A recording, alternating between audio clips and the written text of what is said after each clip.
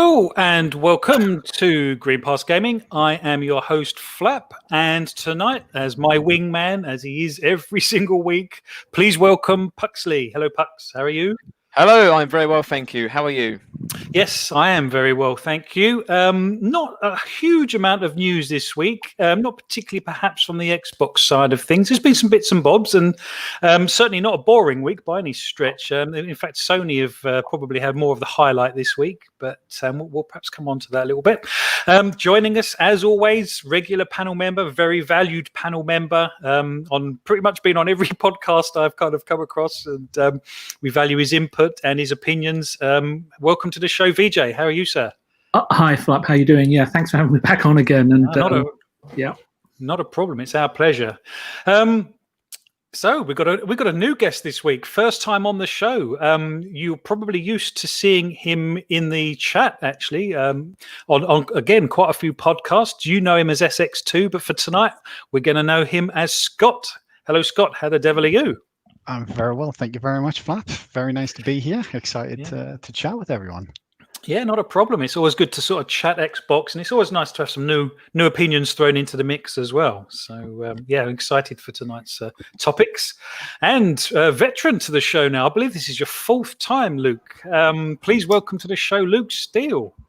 Thanks for having me again, Phlapp and Puxley. Looking forward to it. Yeah, I think it's fourth time, so a veteran now as well. Yeah, exactly. How you doing? How's things? All good? Yeah, all good. Just the same old grind, and had a Sunday where I thought, you know what, I'd like to talk games with you guys. So here I am. Excellent. Well, we normally do a quick round of what we've been up to, playing games and stuff, before we get into the topics. So let's do that first, and we'll do reverse order actually. What have you been up to then, Luke? What's been in your PC or Xbox or PS5 this week? So I've been still playing Hades on the Switch. Which on the Switch, just very, very addictive. And it's a brilliant game, and I really recommend it. And then I've actually been playing Doom Eternal again, but on the Xbox One X this time. Okay. So I've played it before and completed it on PC, but my Xbox is kind of in the bedroom, and so I've just been kind of sat laying and thought, well, actually it's on Game Pass now, so I'm going to have a bash through it again. It runs extremely well and looks great on the Xbox One X. So you've answered both of my questions, because I was going to ask you if it was because it was on Game Pass, which I'm guessing it was, but also how it compares to a top flight PC. Is it okay? Yeah, it's very good. Yeah, I mean it's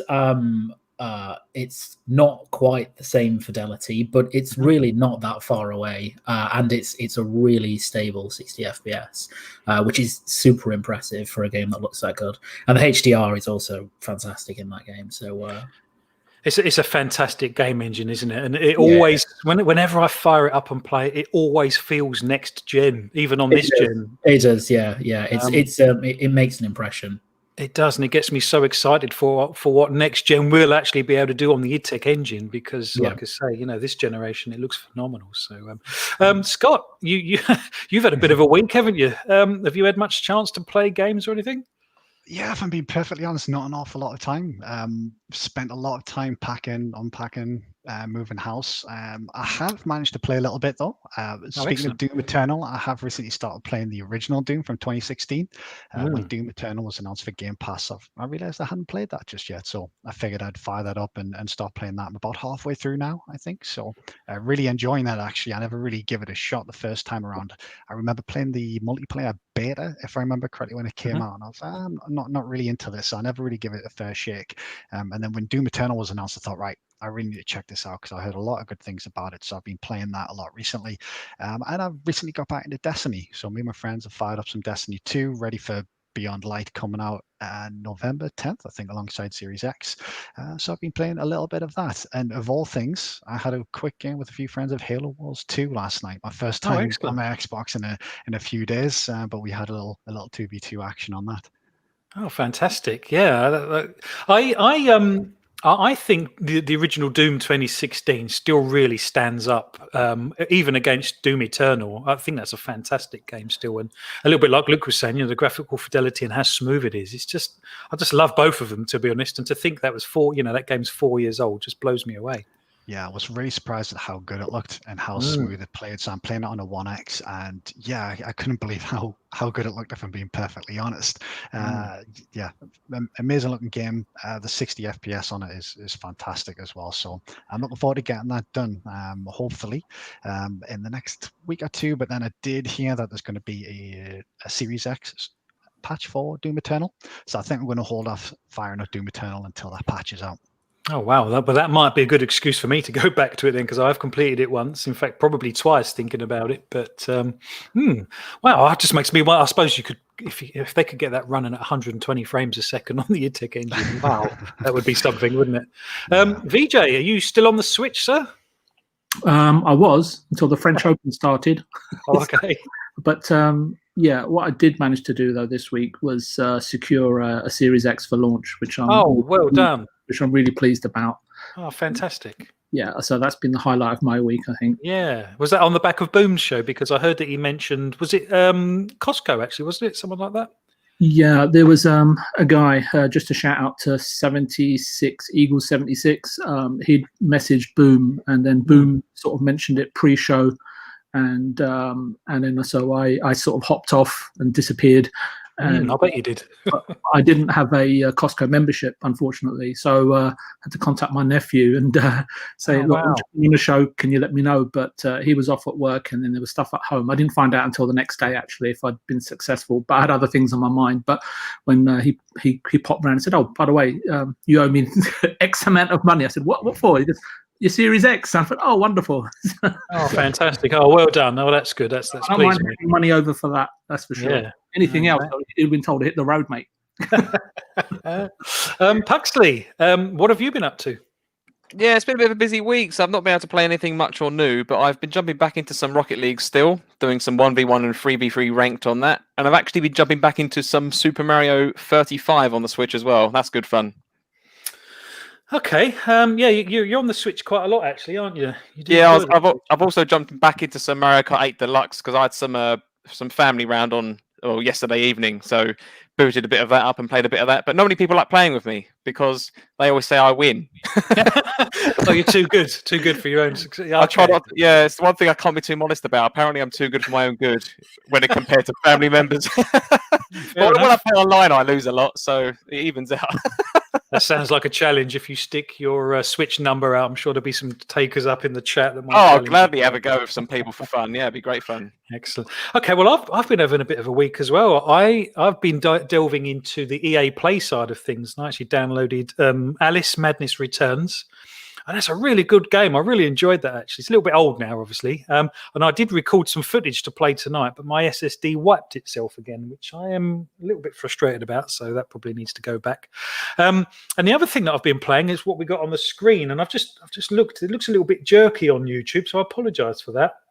I'm not really sure that makes it jerky like that, but on my screen it looks absolutely perfectly smooth. But yeah, Titanfall 2, and I've got Mr. Tushi to thank for this, and also Mr. Boomstick. So Mr. Tushi mentioned it, I think, on Stubbs Gaming podcast a little while ago about how good Titanfall 2 was, and I'd never really played it.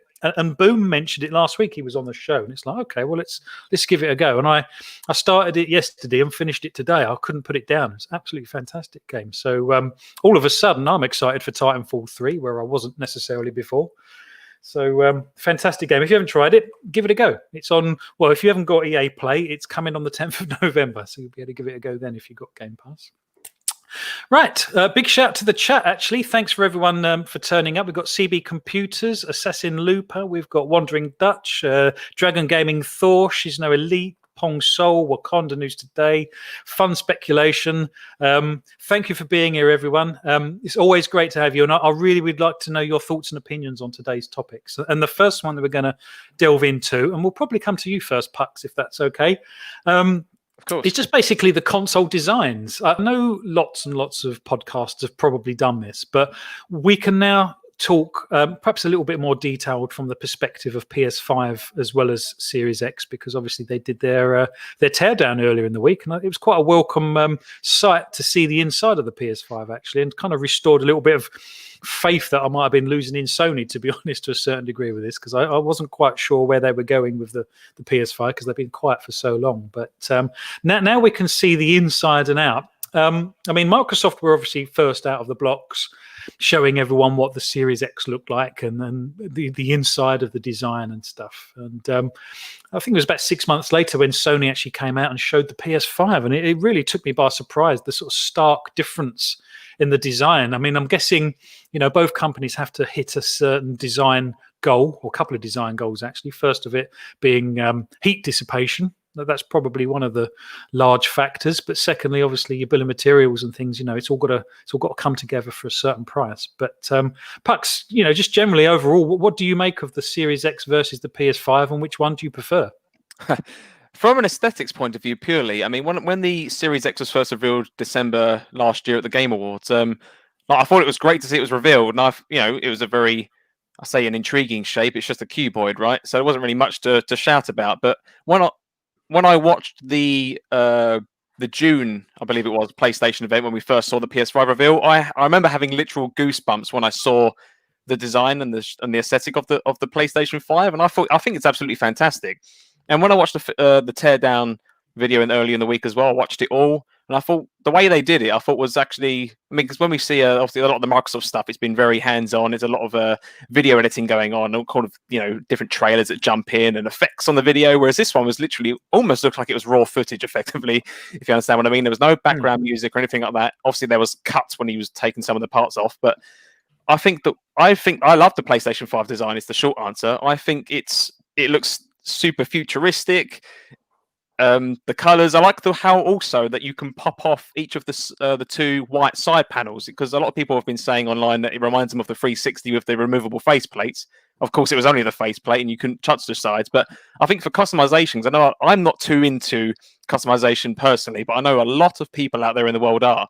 And I think to be able to take off those faceplates and put on fresh ones, I think is a really great idea for those that love that kind of thing. And it also makes me think about, people who love special editions of consoles, and obviously they're going to come out in the future. If you just want your console to maybe look like a special edition, I mean, I can't see why Sony wouldn't then sell just the faceplates and things like that, so people can buy those and put them on. I mean, I dare guess what the price of those would be, but I'd like to think they'll be reasonable enough, because they are just 2 bits of plastic after all. But no, I think the PlayStation 5 design is fantastic. How about the size? I know we've actually seen the size, and to be honest, I don't think Sony did particularly well having that guy tear it down, because he did look quite small compared to the size of the PS5. It did look kind of gargantuan, didn't it? What do you make of the size? Okay, so I actually did a comment on this when you put a tweet out early in the week. So as much as I've just said about, there's not really much to shout about with the Series X design specifically, but equally from a thermal perspective, the cuboid is almost the perfect shape, because you've got all of that area and the big fan at the top, which is acting like a big exhaust through all of the system. So that cuboid shape from a thermal dissipation perspective and trying to get all of that hot air out is perfect. When we looking at the teardown of the PlayStation 5, when we saw the size of the heat sink, I mean, this thing was, understandably, it has to be, but it was huge. It was like the whole length of the system, effectively, if I remember correctly, which is, again, it's necessary. And I do find it interesting that they also showed you the TIM, the liquid metal. They have their own IP against it, isn't it? It's a proprietary design of theirs, isn't it? This liquid metal. And liquid metal isn't new, but the way they're applying it, I believe, is a Sony-specific patented design. I think, the size is a bit. Well, I mean, I don't think these companies should be restricted to people's cabinets. I guess I think they know that people will find somewhere to put it. It's 390 millimeters tall, I believe. Is that the correct number? I think that's right. Ooh, I don't know. Good question. I don't know the actual dimensions, but I'm sure someone in the chat will. Yeah, it's pretty big, but I think I did like the idea of being able to move the stand, and I think a lot of people, and it's such a small and probably a bit of a stupid thing, but I think it's a nice little addition that you can actually store the screw within the stand if you want to have it horizontally, and you just kind of like clip the sides on, and you kind of stays on the stand. But then if you want to stand it up again, you have to screw it in. I have seen a lot of memes of people that were saying that it's almost like getting under your car and all this kind of memes and stuff about trying to if you wanted to put an M2 SSD drive in the system, it's a lot of people saying, oh, you have to kind of bit of work to get there, and a lot of people I think questioning the design from that aspect, but I don't think it's all that bad personally.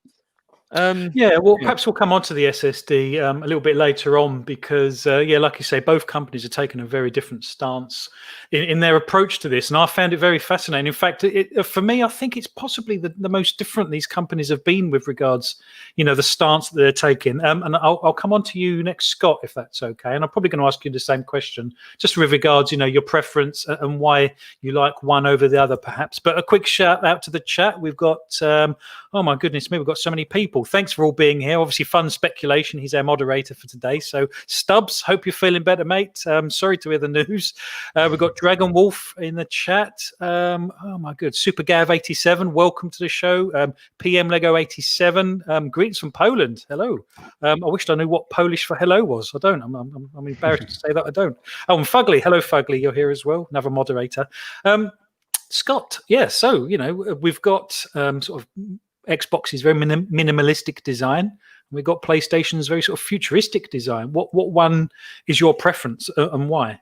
Yeah, it's funny you come to me straight after Puxley, Phlapp, because I'm basically on the complete opposite end of the spectrum to Pux. That's good. I'm really not a big fan of the PlayStation 5 design, but a big fan of the Series X. My favorite of the three consoles was probably the Series S, just because of the small form factor. Wow. It's tiny. So what do you make of the speaker type grill thing? Are you okay with it? Yeah, I mean it's a little funky, but it makes it stand out a little bit. Now I know I've just said the Series S is my favorite of the lot now, but personally I'm not a big fan of white consoles.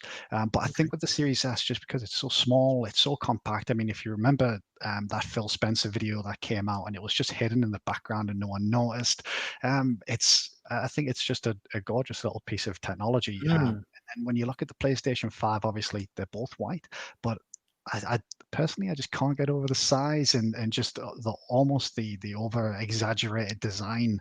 I think ultimately, in the Series X it's almost understated.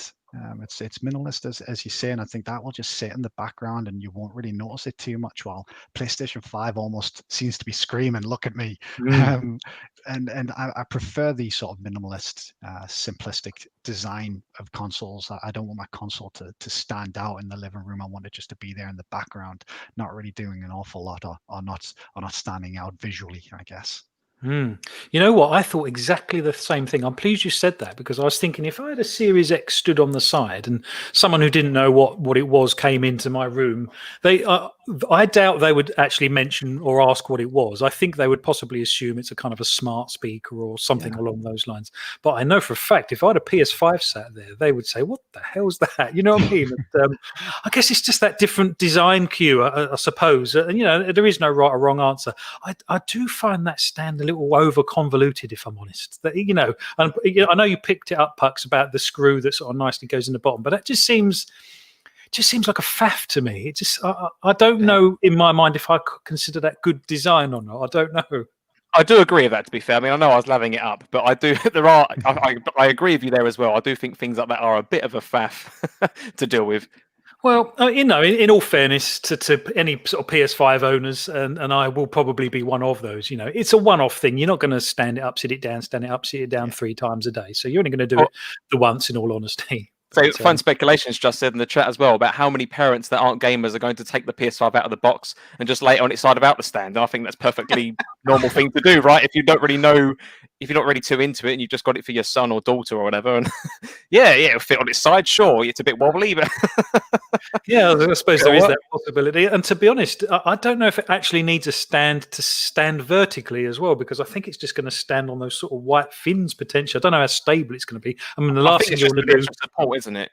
Yeah, I mean, the last thing you want to do, particularly if you've got a disc version of the disc in there, is it fall over or something and completely right off your disc. But Luke, so I know you've already pre-ordered the PS5. I'm not sure if you have the Series X, but what's your take on the different designs?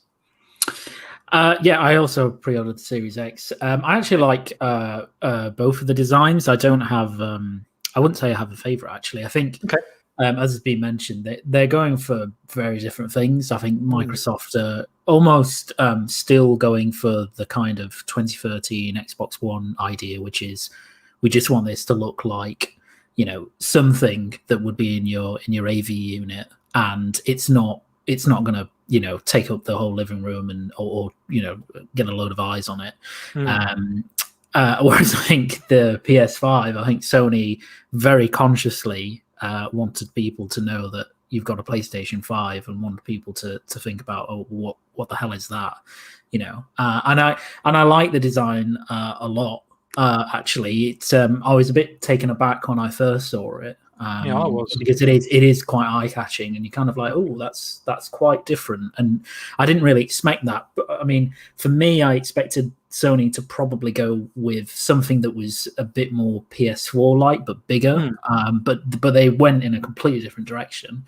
But like I said, I like them both. I think they've both got, you know, good designs for different reasons. And I think in terms of, you know, the stand and the PS5, I think you're saying, Phlapp, that it's not really a big faff, because you're gonna take it out of the box. You're gonna decide which way you want to lay it, and then you're gonna do that, and then you might change it once, you know, in a couple of months if you change your unit or you want to move it. But it's just a small thing. On the other hand, you know, that is kind of a faff. But also when you lay the Series X on its side, the stand is then just still attached to the bottom, so it looks kind of weird in its own right. So I would have preferred to be able to take that off in that situation. Not that I'm going to lay it on my side, because I think all of these have to be Tower of Powers, and they have to stand tall. So, but I really like both of them, and I just think they've just gone for different design languages and also different functionality in terms of cooling, etc. So it'll be interesting. I'm really looking forward to actually just seeing them in the flesh to get a good kind of perspective on how big they are and what they look like. Yeah, that's a very good point. And yeah, like you say, once they're sort of stood next to each other and you can see the sort of physicality of them, then yeah, I guess that, you know, you're better placed to make that kind of judgment. So VJ, you know, we've known what these look like for a long time, and the reason I brought this topic up kind of today is because we're going to perhaps delve inside these boxes coming up. But just, you know, what's your overall impression of the design? What do you like and what don't you like about each one? Discussing design isn't really my sort of forte, but I'll give it a go. Probably would have been good to have Michael on as well. Well, yeah, but even from an aesthetic point of view, you know, how does it make you feel when you see these boxes?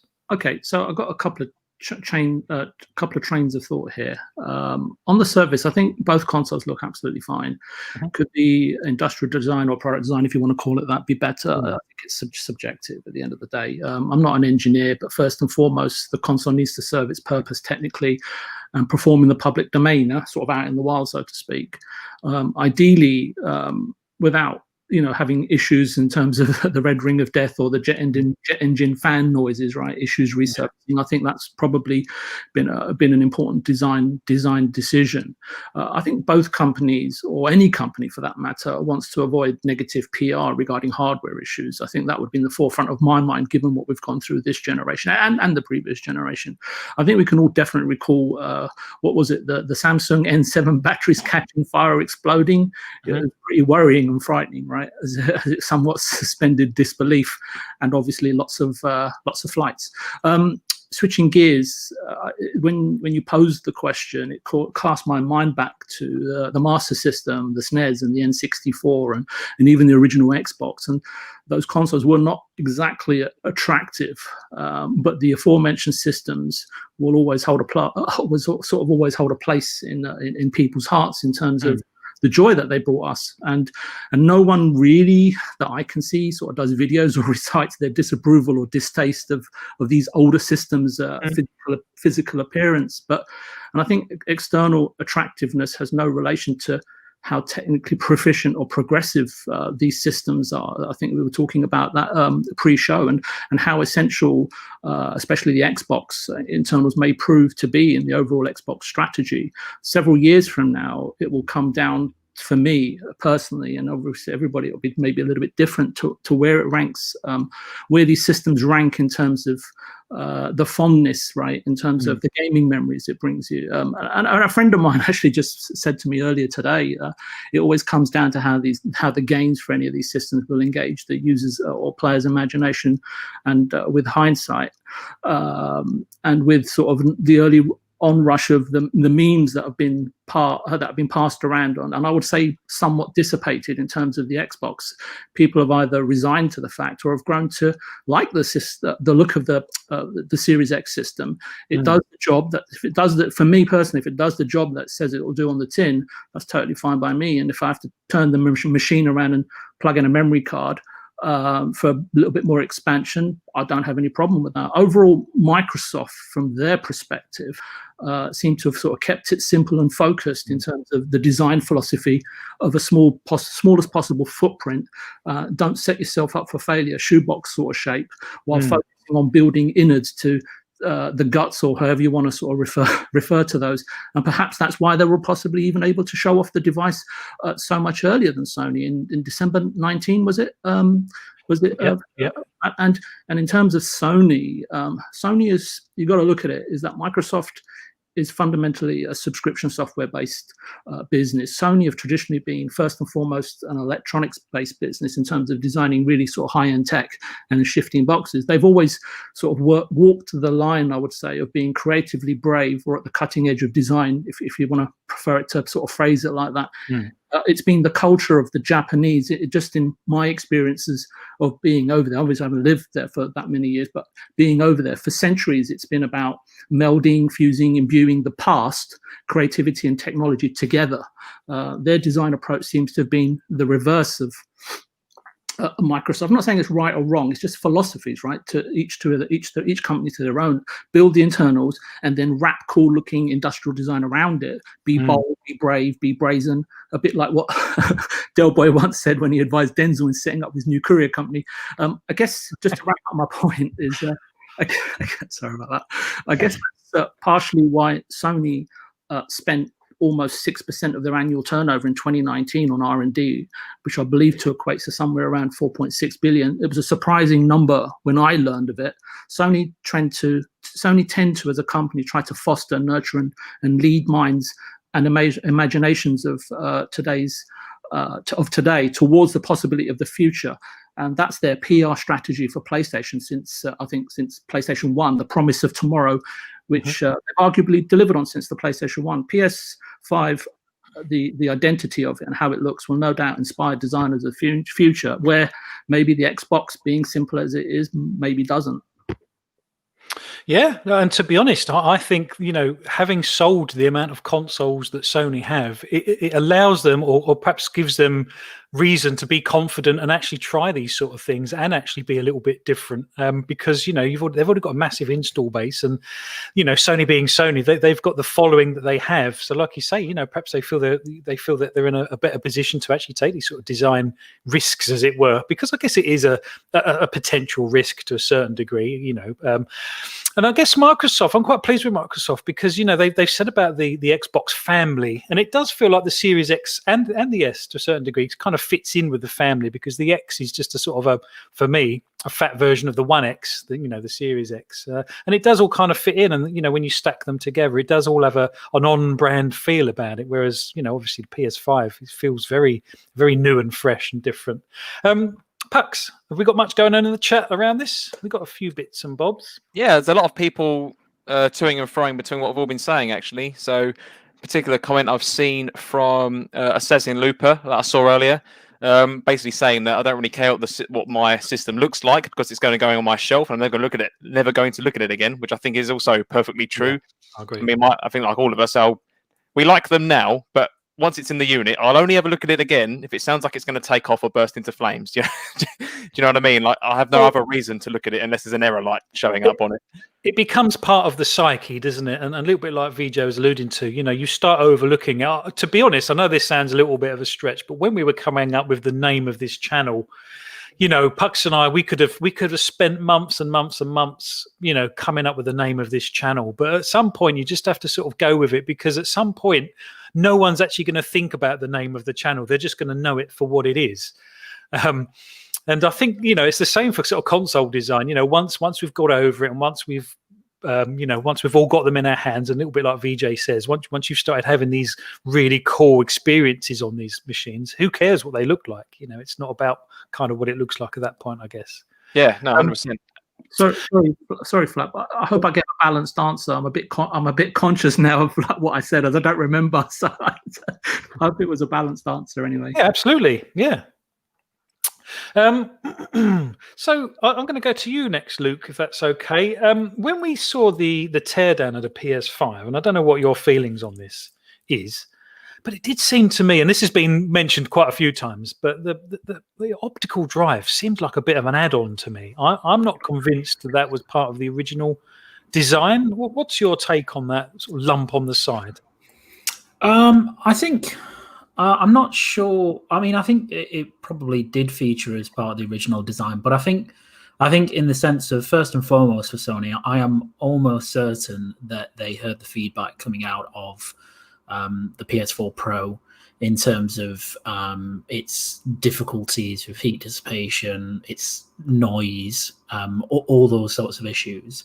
And so I think it's very clear from the PS5, and as revealed by the teardown, that the reason it is such a large console is because of that heatsink. And that heatsink is absolutely ginormous. I mean, it is massive. I'm sat here with currently a 2080 Ti, and that has a huge heatsink on of its own, but the PS5 one looks probably about double the size of that. So when I saw that heatsink, the first thing I thought was cost. That's not. Yeah, it will be a very expensive component because it looks to be entirely copper, which is expensive in of itself to use in that quantity for a heatsink. So and I think probably what happened for Sony is that they designed around having, first of all, this really small SoC that could go extremely quick in terms of frequency. And when you have that, you need really rapid cooling, and that informed the design of their heatsink. And then I think maybe to kind of dovetail on your point, the disk drive, it became a question of, where do we put the disk drive in relation to this? How does that fit around the system? Because I do agree that if you to some extent, that if you look at it, it seems a little out of place. But I think that's not because it was an afterthought per se, or that it wasn't meant to be included, but because that was just the most natural place that you could fit it within that system, because of the size of the heatsink, the size of the main board, etc. So I think that's probably what happened. And it's an extremely interesting design, and it's a really impressive design actually, because it's not easy to build, a heatsink like that and have it, and then use the thermal interface material that they're using, which is liquid metal, and that's the whole thing in of itself. But yeah, I mean, the one good thing that they did mention about the disk drive, which I think was also a concern, because I have this on my PS4 Pro a little bit as well, was the noise of the disk drive itself. So they talked about that they'd essentially insulated it and wrapped it up in material so that it wouldn't vibrate against the kind of backplate of the board. So that's really good, and that's really promising. And I would be shocked if you get a PS5 home and it's loud or particularly warm, because, well, it will be warm, it'll be really hot, because it's going to exhaust a significant amount of heat, but I'd be surprised if it had the problems that the PS4 Pro had, which was just basically a heatsink and fan struggling to actually cool the system sufficiently. Yeah, I agree, but I'm not sure I agree around the disk drive side of things. I think personally that Sony strongly considered not including a disk drive. I know there's no evidence for that, but I just think they were quite bold this generation in kind of telling consumers what it was they wanted, and that kind of forms the second part of the second topic that we got today. Actually, I just think that they thought that they might be that bold and go completely diskless, to be honest, and call that part of the next generation. And it makes me wonder if that fed into their narrative for next generation, and that we're doing things different. Scott, what's your take? Do you think that an optical disc drive was always on the cards, or do you think they kind of had to redesign it back in? It's an interesting topic, actually, because when I first saw the design of the PlayStation 5, it did kind of look like they designed the digital edition first, and then someone was like, "Are we missing something here?" Exactly. For me, it spoils the aesthetics. Yeah, but when you look at the teardown, I think, and just touching on a point that Luke just made there, when you look at the technology that they're putting into the overall design, obviously it's a fantastic work of engineering, and just some of the extra touches, like the noise reduction and vibration reduction on the disk drive. When I saw that, it kind of just made me think that no, this is just ultimately where they decided to put the disk drive in the end. And I think both manufacturers have basically been in a position where they have got very similar problems, especially relating to heat and cooling these things. And I think the most fascinating thing about the designs overall is just how both companies have basically came to the same problem and just gone in completely different directions with their solutions. It's going to be fascinating to see how that works out over the course of the generation. I agree with both. I think, Phlapp, you just mentioned it there. I agree that when you get these consoles home, they're going to be quiet. Obviously, they're going to be warm because they're going to be exhausting heat. The interesting thing is, in 2, 3, 4 years' time, are they still going to be quiet? Are they still going to be relatively cool? And I guess relative to the amount of heat that they're going to have to be kicking out of those exhausts. Because I think, and please correct me if I'm wrong, the PlayStation 4 Pro, I think when people first got those, the consoles weren't overly loud at first, but as the console got older, it got louder and louder. While my One X that I've had since launch now, it's as quiet as the day that I got it. So it's going to be interesting to see how that pans out over the course of the next 2, 3, or 4 years. Yeah, Luke, did you want to say something? No, I agree with Scott, actually. That I mean, the PS4 Pro did suffer from that problem in that over time it became louder and louder. And actually, the One X, absolutely right in that it's extremely silent. And the reason that the One X is silent is if you pick a One X up, the first thing you notice is how heavy it is. And the heaviness comes from the fact that it has a massive copper heatsink. And that is what keeps it quiet. And it's that, with the heat sinks that both systems have, because the Series X also has a massive heat sink. I mean, it's not PS5 size, but then what heat sink is PS5 size apart from like an industrial? No, exactly. And obviously the Series X has got a vapor chamber type cooling. Exactly. Yeah. And a completely different functional design to get heat out as well. So it doesn't need that kind of heat sink. So, but yeah, it's interesting the approach they've gone. Did you notice that obviously on the PlayStation 5 they have those little sort of ports where you can kind of suck out, I guess with a Hoover or something, some dust that's collected? Did you see those? Yeah, I thought that was a clever idea, actually. I don't.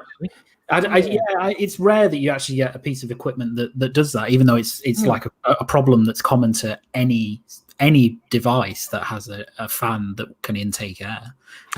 So it was nice to be able to be like, oh, okay, we'll collect in those ports, and then you can just get it out. But what worries me slightly is obviously the Series X doesn't have that, and if it is literally sucking up air from the bottom all the way through it to the top, you sort of think, well, obviously dust's going to collect on that fine vapor chamber. I just hope that, I'm sure they've thought of this, but makes you wonder.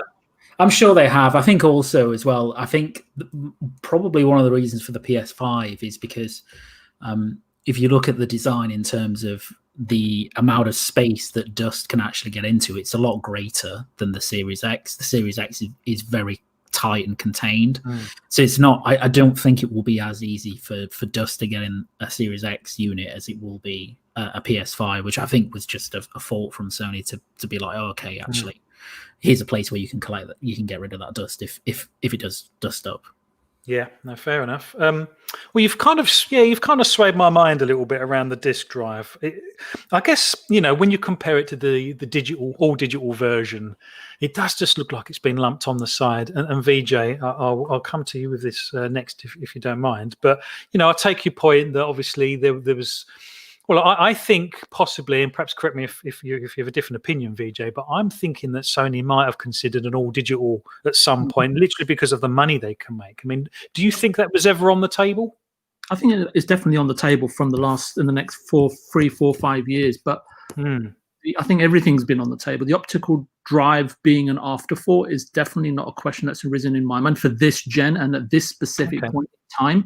But that let's see what the mid-gen refreshes look. Let's see how the physical versus digital market looks at the fresh gen, at the mid-gen refresh. Maybe the mid-gen refreshes are just where the memory prices have come down considerably and we start seeing 2 or 3 terabyte machines. That would be bloody useful.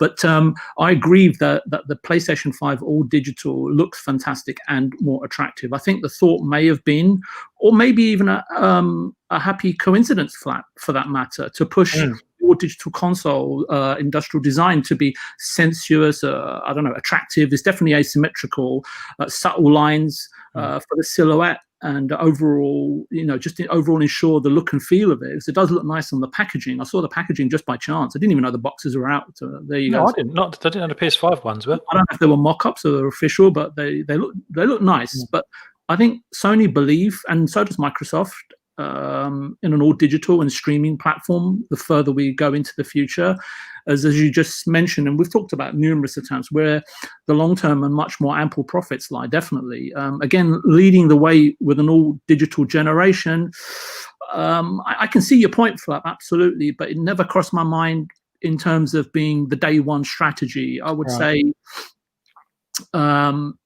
I think Sony and Microsoft are definitely preparing for it because we know where it's going, right? I think Sony also in this instance, knowing what happened with Xbox, everyone's got a long memory, and those guys have got much longer memories than we have.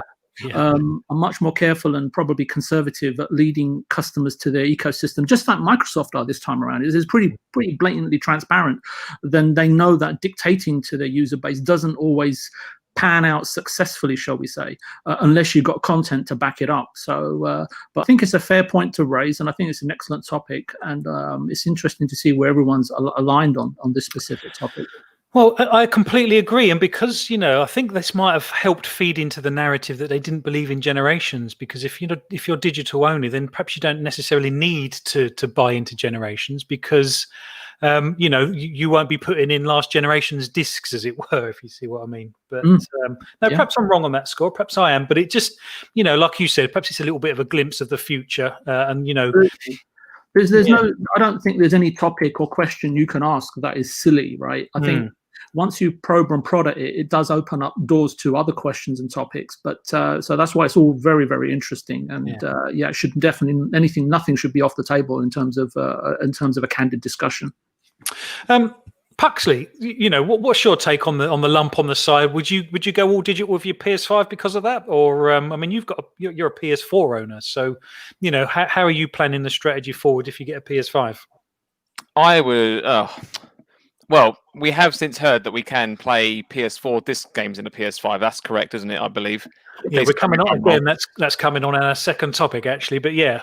Yeah, so I mean, for that reason alone, because I've got a large catalog of PS4 discs, so I would go for a digital. I would go for the disc-based version of the PS5. But I am with VJ on this personally. I don't think that. I mean, I know it looks like a bolt-on when you compare it to the digital design, but I think that's just mainly for design consistency's sake, and actually it's probably a very minimal change from a mechanical design perspective, just to kind of increase the width of the plastic a little bit just to fit in the disc drive. I don't agree that I don't think that it was like an afterthought and maybe a change of tact afterwards. I don't think, even though, so we had this chat, I think last week's podcast or maybe 2 weeks ago, where I mentioned about in 2013, obviously the world was completely different in the gaming space, and streaming and downloading large games was still relatively kind of in its infancy, right? Most people still bought physical.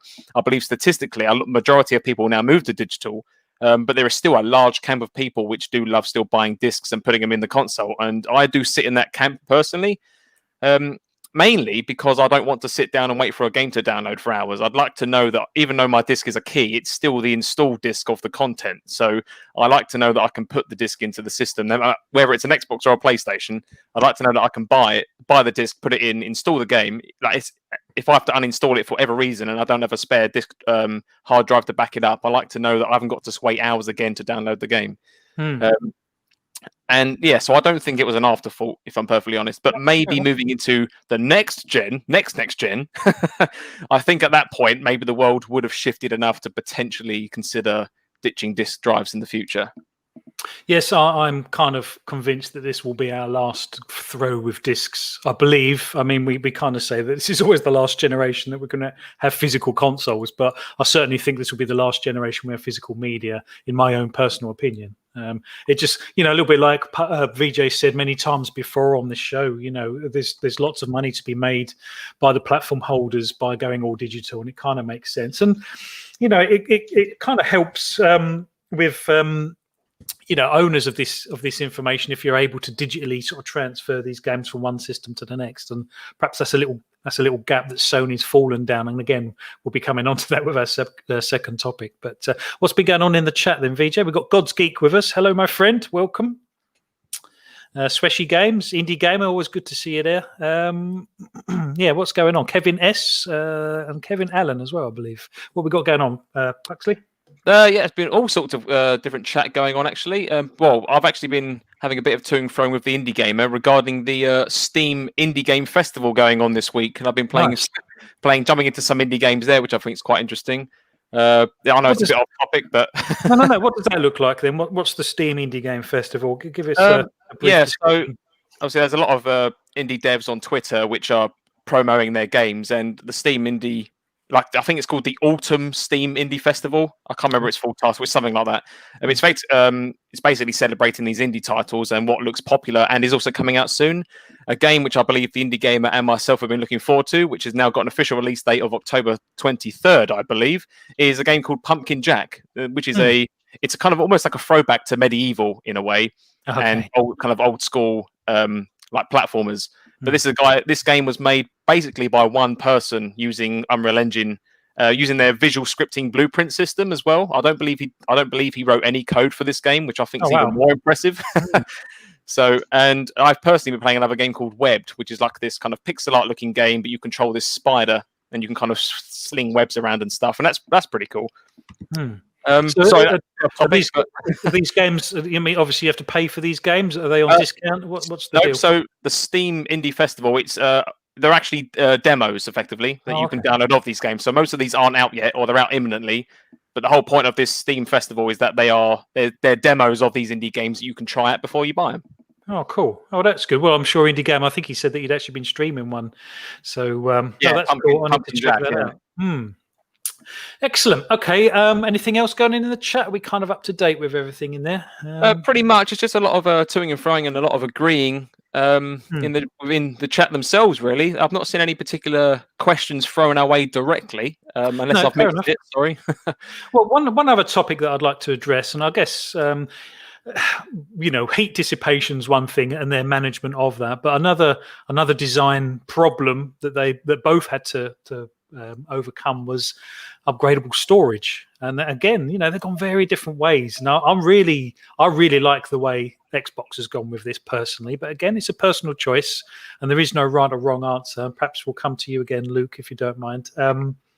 What's your take on the upgradable storage solutions? I mean, do you think proprietary drive like Xbox has gone is the best way forward for most gamers? Assuming most people don't know how to build their own PC and insert, and to be honest, the other thing is obviously, the memory stick for a PlayStation 5 is going to be a very specific kind of thing to a certain degree. Do you think Microsoft's approach is the better approach of the two, or again, do you think it's kind of even Stevens? So probably worth prefacing that I'm coming at it from a person who builds PCs. So to me, I have zero issue with the PS5 way of doing things, considering it's just lifting a flap off essentially and then screwing in your drive. But no doubt, if you're not used to that, then the Series X is by far the easier and more accessible way to do it. And I do really like how the Series X works in terms of it just has a port, and it just harkens back to the memory cards of old that you stick in that port and off you go. So I really like the proprietary nature of that. I mean, that's really cool. PS5 is obviously a bit more of a faff, but ultimately it kind of again goes back to the stand argument, which is that if you buy an SSD, the faff is a one-time thing for a while. It's open it up, install it, and away you go until you either upgrade that drive or you want to swap it out for a different one or whatever. Well, that was the thing with the PS5. I thought you were going to be swapping out the drive, but it's not. It's in addition, isn't it? Because the SSD is actually hardwired onto the motherboard. Yeah, exactly. So that's just a place for additional storage, the port. I think I don't have personally. I don't have an issue with it, but I think certainly the more elegant solution is the Series X for sure. Yeah, and it comes at a cost. But Jason Ronald has actually mentioned earlier this week, I believe, that there are going to be other manufacturers. So it's not just going to be limited to Seagate that's going to be producing these sort of things. So, and of course, competition drives down costs. SX2, what's your take on the expandable storage for both systems? I'm very much in agreement with Luke. I think you've basically got two solutions here. You've got convenience or cost, ultimately. And I think the challenge Microsoft are going to have ultimately is, can they keep the cost of those drives down? Now, the good news is for people who are picking up a Series S or X in November, they're actually going to have a method of upgrading the storage. At this point in time for PlayStation 5, there aren't any compatible SSDs that we know of that you'll be able to use to upgrade your PlayStation 5 hard drive if you wanted to. So from a simplicity standpoint, I think the Microsoft solution is certainly the best from that perspective. But when it comes down to cost, I think over time we're going to see the storage cost for PlayStation 5 come down a lot quicker than the Microsoft solution. You think so? Yeah, I agree with you that it was fantastic to hear Jason Ronald talk about alternative solutions coming in the future, but when are they coming? It's been speculated that Microsoft have some sort of exclusive agreement with Seagate, which means we're probably unlikely to see any other manufacturers come out with a solution for maybe 12 months or maybe even longer, while the SSD costs that are coming that you'll be able to install in your PlayStation 5 are likely to come down a little bit quicker because you're going to have numerous manufacturers going to be producing those. That's a good question, because is that the case? Because obviously, if there's going to be third-party manufactured memory cards for Xbox, they're going to have to be licensed. But I'm wondering if Sony are going to have to do a similar thing where they license a certain product and brand just so that you absolutely know it's guaranteed to work. Because the last thing you want to do is buy the wrong M.2 type NVMe drive, stick it in your PS5, and it doesn't work. Do you know what I mean? I think they're going to have to overcome the problem of people buying the wrong thing. I think, sorry, just to jump in, I think what they'll probably do is what NVIDIA did when they started rolling out G-Sync to non-G-Sync monitors, because G-Sync on displays is a NVIDIA proprietary technology, i.e. it has some form of hardware acceleration. And eventually NVIDIA just said, actually, we can probably bring this technology, in a software sense to many monitors. And all they did was just run through, literally on their website, you can go to it now, you can get a big list of G-Sync compatible monitors where they've tried G-Sync on the monitor. And they've said, yep, that works.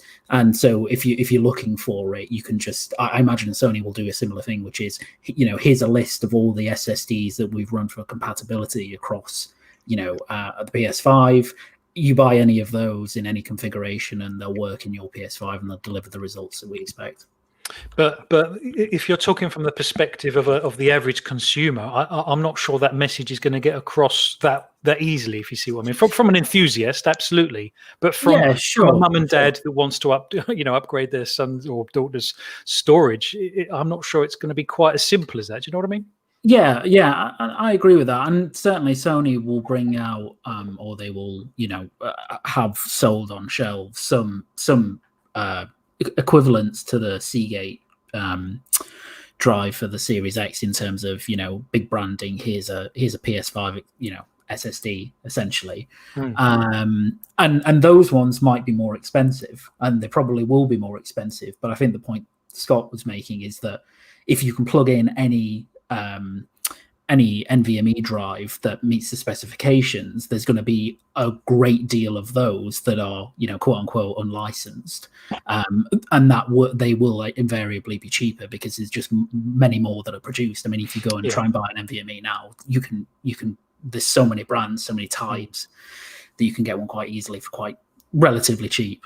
Well, one thing that Microsoft did state for their memory solution was how consistent it is, because I know solid state drives, they can alter their performance depending on the heat and things like that. And I think that's one of the reasons why Microsoft went with a proprietary drive, because it's guaranteed to operate within certain thresholds. I'm not quite sure how PS5 are going to get over that with regards consistent delivery times and speeds. That will be an interesting one to see, and perhaps, like I say, I would expect Sony to have a sort of something that a manufacturer would have to conform to or can guarantee, perhaps. But it's going to be an interesting point.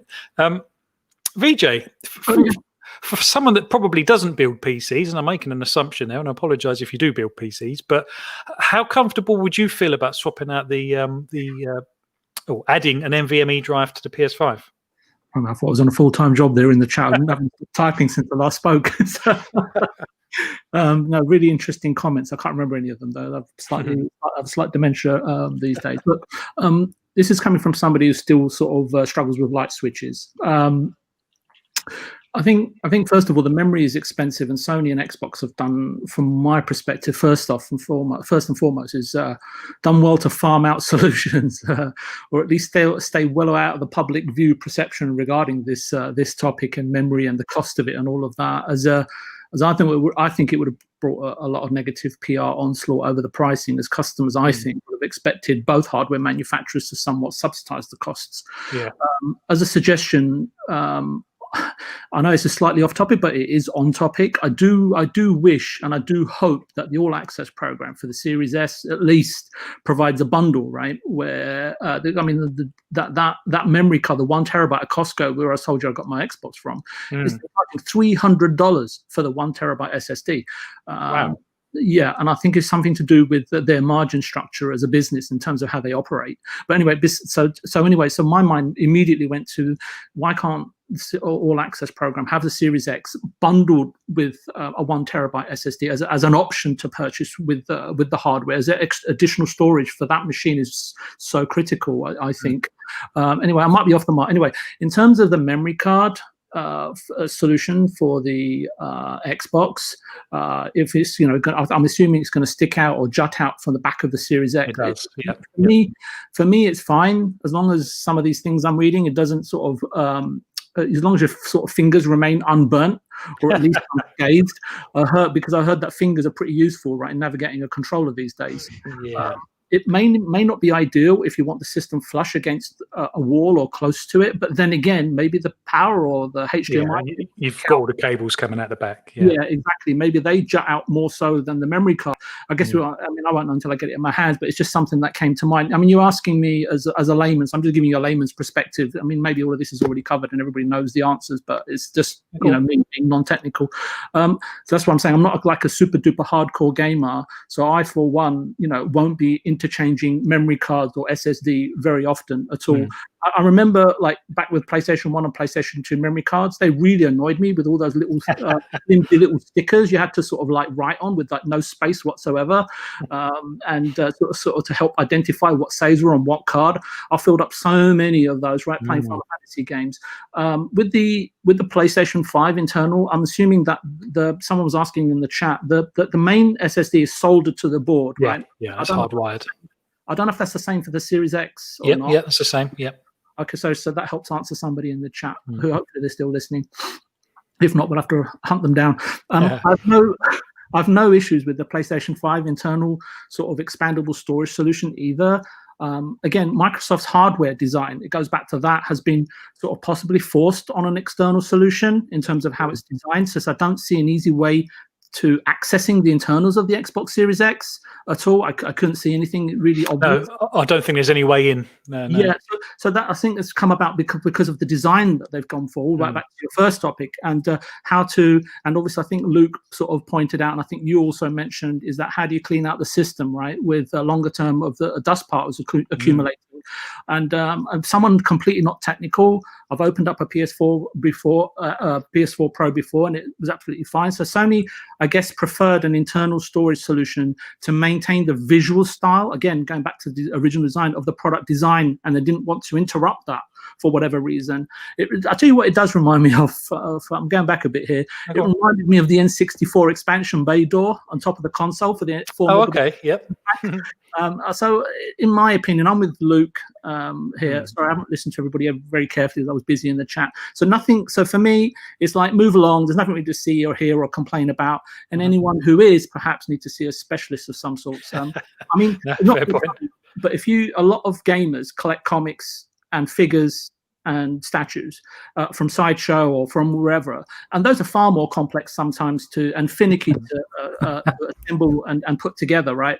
But at the end of the day, that's just a layman's opinion. I'm happy to listen and learn if anyone has a technical or a safety issue or a concern with either of these expandable storage, memory storage solutions.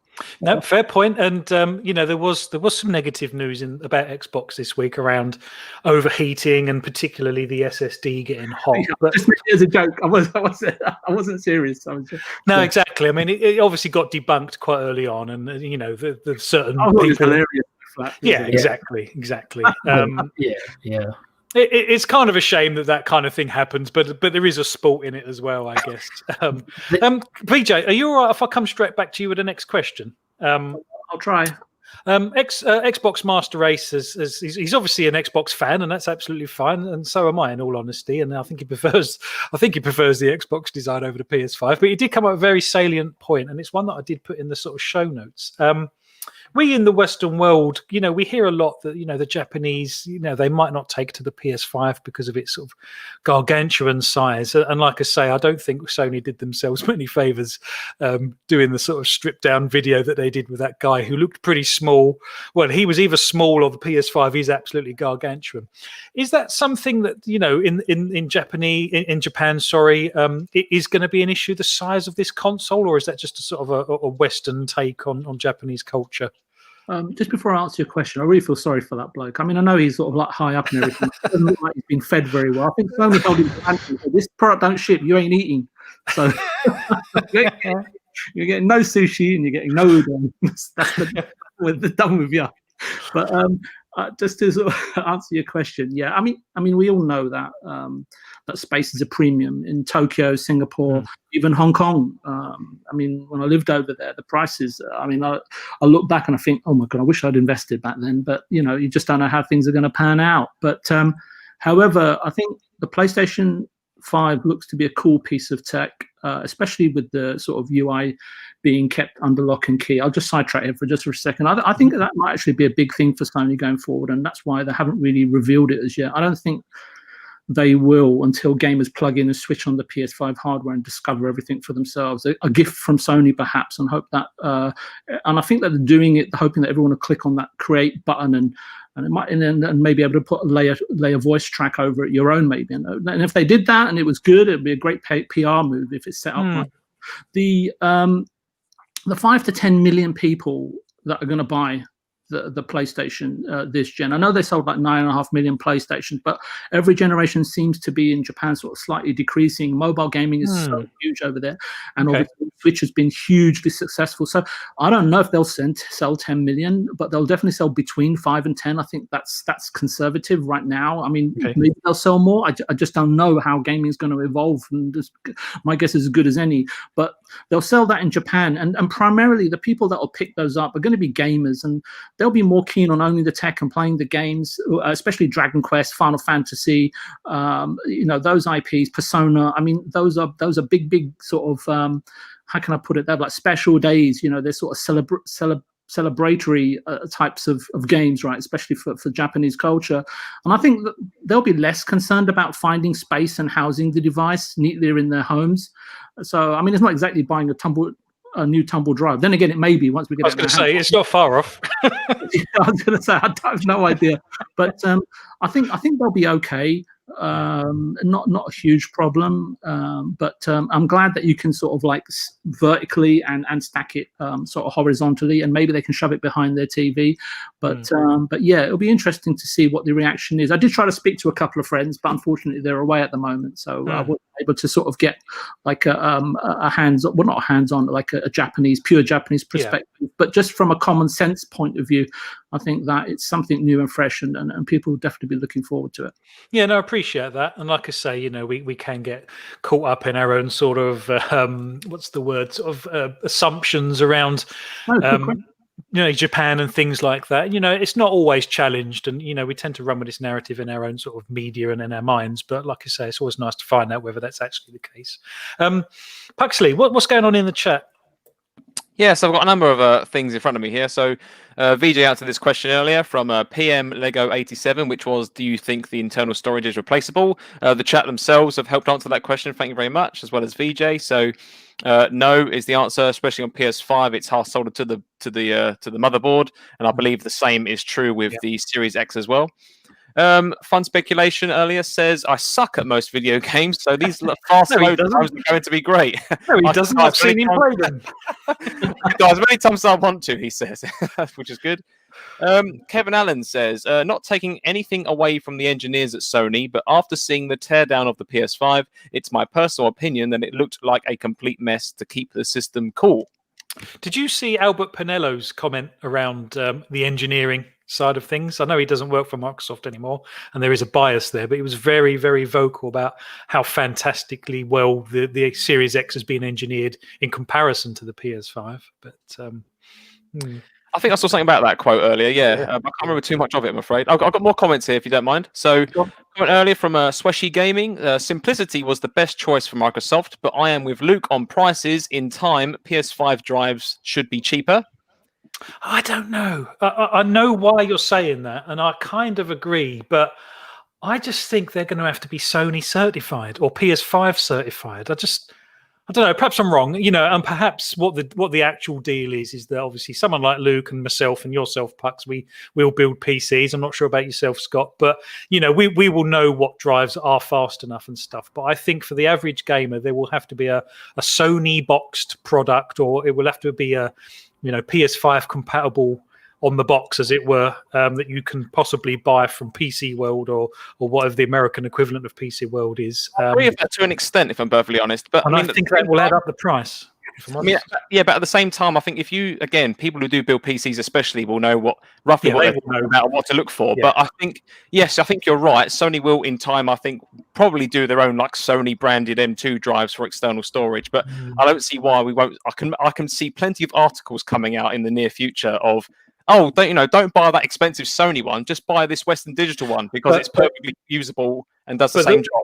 But the very conversation we're having now does lead into this whole design thing, because we know on day one that if you go and buy the Xbox expandable card, it's going to work on the Series X and Series S. Whereas we're having the conversation around, you know, which ones might or might not work on the PS5. And it is a bit, I don't know, it's a strange way to go, I think. This kind of feeds into the next question I have in my list, or next comment, sorry, from Assassin Looper, who asked earlier, don't you think the third-party SSDs will push the price down? Because I do.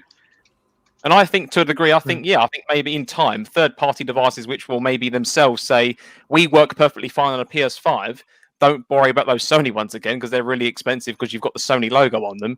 I think I do agree with Assassin Looper here. I think in time, gaming has obviously helped bring down prices it also helps push them up, I guess, in the PC space. But I think these extra technologies that go along, gaming kind of helps these technologies become more mainstream, I guess. And then when they become highly manufactured and they're available in abundance, and of course their prices come down, as well as, you know, how much consumers want these things. And that helps, again, that pushes prices up, but in a way there's more available, the prices come down a bit. So it's a bit of like give and take, right? It's kind of when do you break even in terms of this thing. But yeah, I think in time, I do see the prices maybe coming down a bit, but mainly from a general perspective, not specifically this is a PS5 M.2 drive, more just so this is a generic one you could put in your PC on motherboard, or you could whack it in a PlayStation 5 or whatever you choose to do with it. Is my personal opinion. I agree. It's just the marketing around that for the average gamer, I guess. But perhaps the average gamer wouldn't be looking to upgrade their expandable storage. Just a final comment I have on my list, sorry, before we continue. So another one from PM Lego 87. Again, I don't know if this has been answered already, but I will answer it. So they ask, how will cooling work with the expandable storage on PS5? So the PS5 itself is just an M.2 SSD, which is mainly flash memory. So flash memory doesn't necessarily, or flash chips, I should say, don't get hot. They are a low power IC, which are on these little boards. So these will just mainly be passively cooled, is how they work. But I imagine there might be more kind of gamer centric ones, which have nice kind of metal heat sinks on them and stuff. But typically they are low power devices, so they just mainly just passive cooling is how they usually work. Yeah, that's fair enough. Would you concur with that, Luke? Yeah, exactly. Yeah, I know the Series X and S expandable storage has that sort of metal caddy that actually touches the heat sink, so the heat sink can actually dissipate the heat of those storage cards because they are obviously expected to get hot. And it makes you wonder which is going to get the hottest. Would the SSD get hottest, or is it actually getting some heat from the heat sink? Strangely enough. Yeah, interesting question. Yeah, that'll keep me up tonight. That one. Yeah. Well, thank you very much. This is kind of drawing the end to the close of this first topic, and I think my personal, I really like both. My preference is Xbox in lots of ways. I like its simplicity, but I also take my hat off to Sony for their boldness with this design. I just think it's just something a little bit different, and I quite like that side of things. But my preference is the Series X. And good on you, Scott, for mentioning the Series S, because it's so easy to overlook that as a sort of a separate entity, particularly from a design perspective. And I was watching the trailer today, and you know where they do that thing where you can kind of they compare the size to the S to the X, and it kind of neatly sort of goes inside the Series X just for a size comparison. You think, God, that thing is absolutely tiny. I'd like to see one in my own hands just to get a sense of how small this thing is. Oh, I'll tell you the other thing I noticed as well. I was on my Xbox yesterday, and I was in the Microsoft store on my Xbox, and I went to the hardware section, and they had a Series S for $249.99, and they had a 1S for $249.99. And all of a sudden, the value of Series S became apparent. It's like, my God, that's the same price as a 1S. And look at what you're getting for that, bang for buck. It's phenomenal. Makes me wonder where they're going to go with the cost, because obviously during the generation, consoles come down in price. Where can they go from £250? I mean, 200? What is the Series S going to end up at the end of the generation? Thank you very much. Like I say, that's really interesting chat. And I know we've not really done the design side of things. I know lots of podcasts have, but we haven't necessarily on this. And thank you very much to the chat. There's been some great chat. And it's been nice to see some new people in there. PM Lego 87, Marion the Mads. We've got some new people in the chat today. Really great to see you. And I'm pleased you're getting involved. Terranigma, you're a new guy. I've not seen you before. Yeah, thank you very much. We've got up to 41 viewers at the moment as well. So can I quickly chime in? Sorry. Go for it. Sorry, again, thanks to everyone. Just going back to the SSD stuff that we mentioned about with the console. So Wakanda Xbox News today has just told me that he's DM'd me a message, which I will look at soon. But they've said that apparently the SSD in the Xbox is apparently not actually soldered onto the board. So it may well be like maybe a small connector or something. I'm not too sure. I'll look at your link in a minute.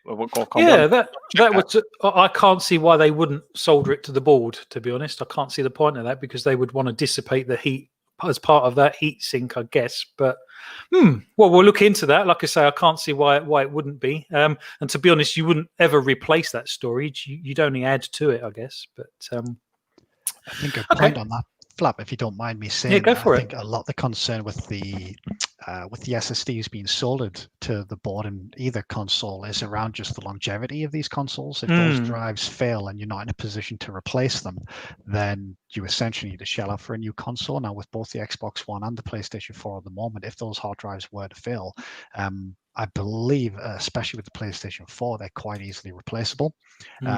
Now, if they are soldered on the motherboard, essentially, if the hard drive fails, and please correct me, chat, if I'm wrong, those consoles are done. you then have to go out and buy a new console. So it would be interesting if the Xbox solution wasn't soldered, and there maybe was a way to replace that, because that maybe does give you the option to repair a console in the future if needs be. But certainly from a PlayStation 5 perspective, I don't think that would be the case. And then just one other point, actually, when you're talking about, I know we've kind of passed it a little bit, but when we're talking about sort of certified solutions, when it comes to SSDs, now with Sony, the way I imagine it working is, if you go to Amazon now, for example, you can go and buy an Xbox branded, I think it may be Seagate, maybe Western Digital, but essentially it's an Xbox branded USB hard drive to plug into, I think it's a Seagate console. That would make sense. Obviously, they've got a partnership with Seagate, but you can still go out and just buy any other USB drive. Now, I can't imagine you'll be able to literally just pick up any NVMe SSD for the PlayStation 5, but I imagine it would just be a case of there is a branded one that you can get, but there will also just be a list of drives and manufacturers and models that will be compatible. So if you do the research, you can go ahead and maybe pick up maybe a bit of a better deal. Or otherwise, for those who don't want to do that research or maybe uncomfortable with that, you can buy that one with the PlayStation brand and the Sony brand and on there, like you can with an external USB drive at the moment. Yeah, that's a fair point, and that's a kind of elegant solution to the problem, actually. Yeah, it would be interesting to see how they go, and to be honest, it would make absolute sense if they did that, wouldn't it? We seem to be lingering on this topic because Sparhawk says you guys are wrong. NVMe do run hot. They do actually run hot, and I know mine actually does. And to be honest, the Series X is an NVMe drive, so they will run hot. So I don't. Yes, I don't know if you've been here since the beginning, Sparhawk, but I think the original question was, the expandable storage in a PS5.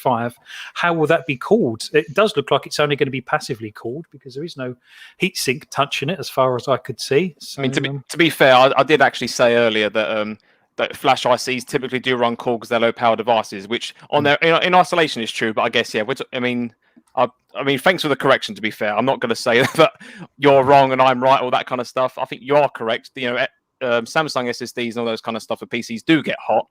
I was mainly talking about the RCs themselves, and looking at M.2 drives, they are usually passively cooled, and you can see the chips on them. But again, if I am wrong there, then forgive me, chat. You know what? My NVMe drive sits directly under my GPU card. I've got a 2060 Super on my PC, and it sits right under it. So to get to my NVMe drive, I have to take out my blooming graphics card. Anyway, moving on to topic 2. Thank you, chat. I like it when we're corrected and things like that. It does show that we're not infallible. We get things wrong, but also we can challenge and push back sometimes when we think we're right. So that's absolutely fine.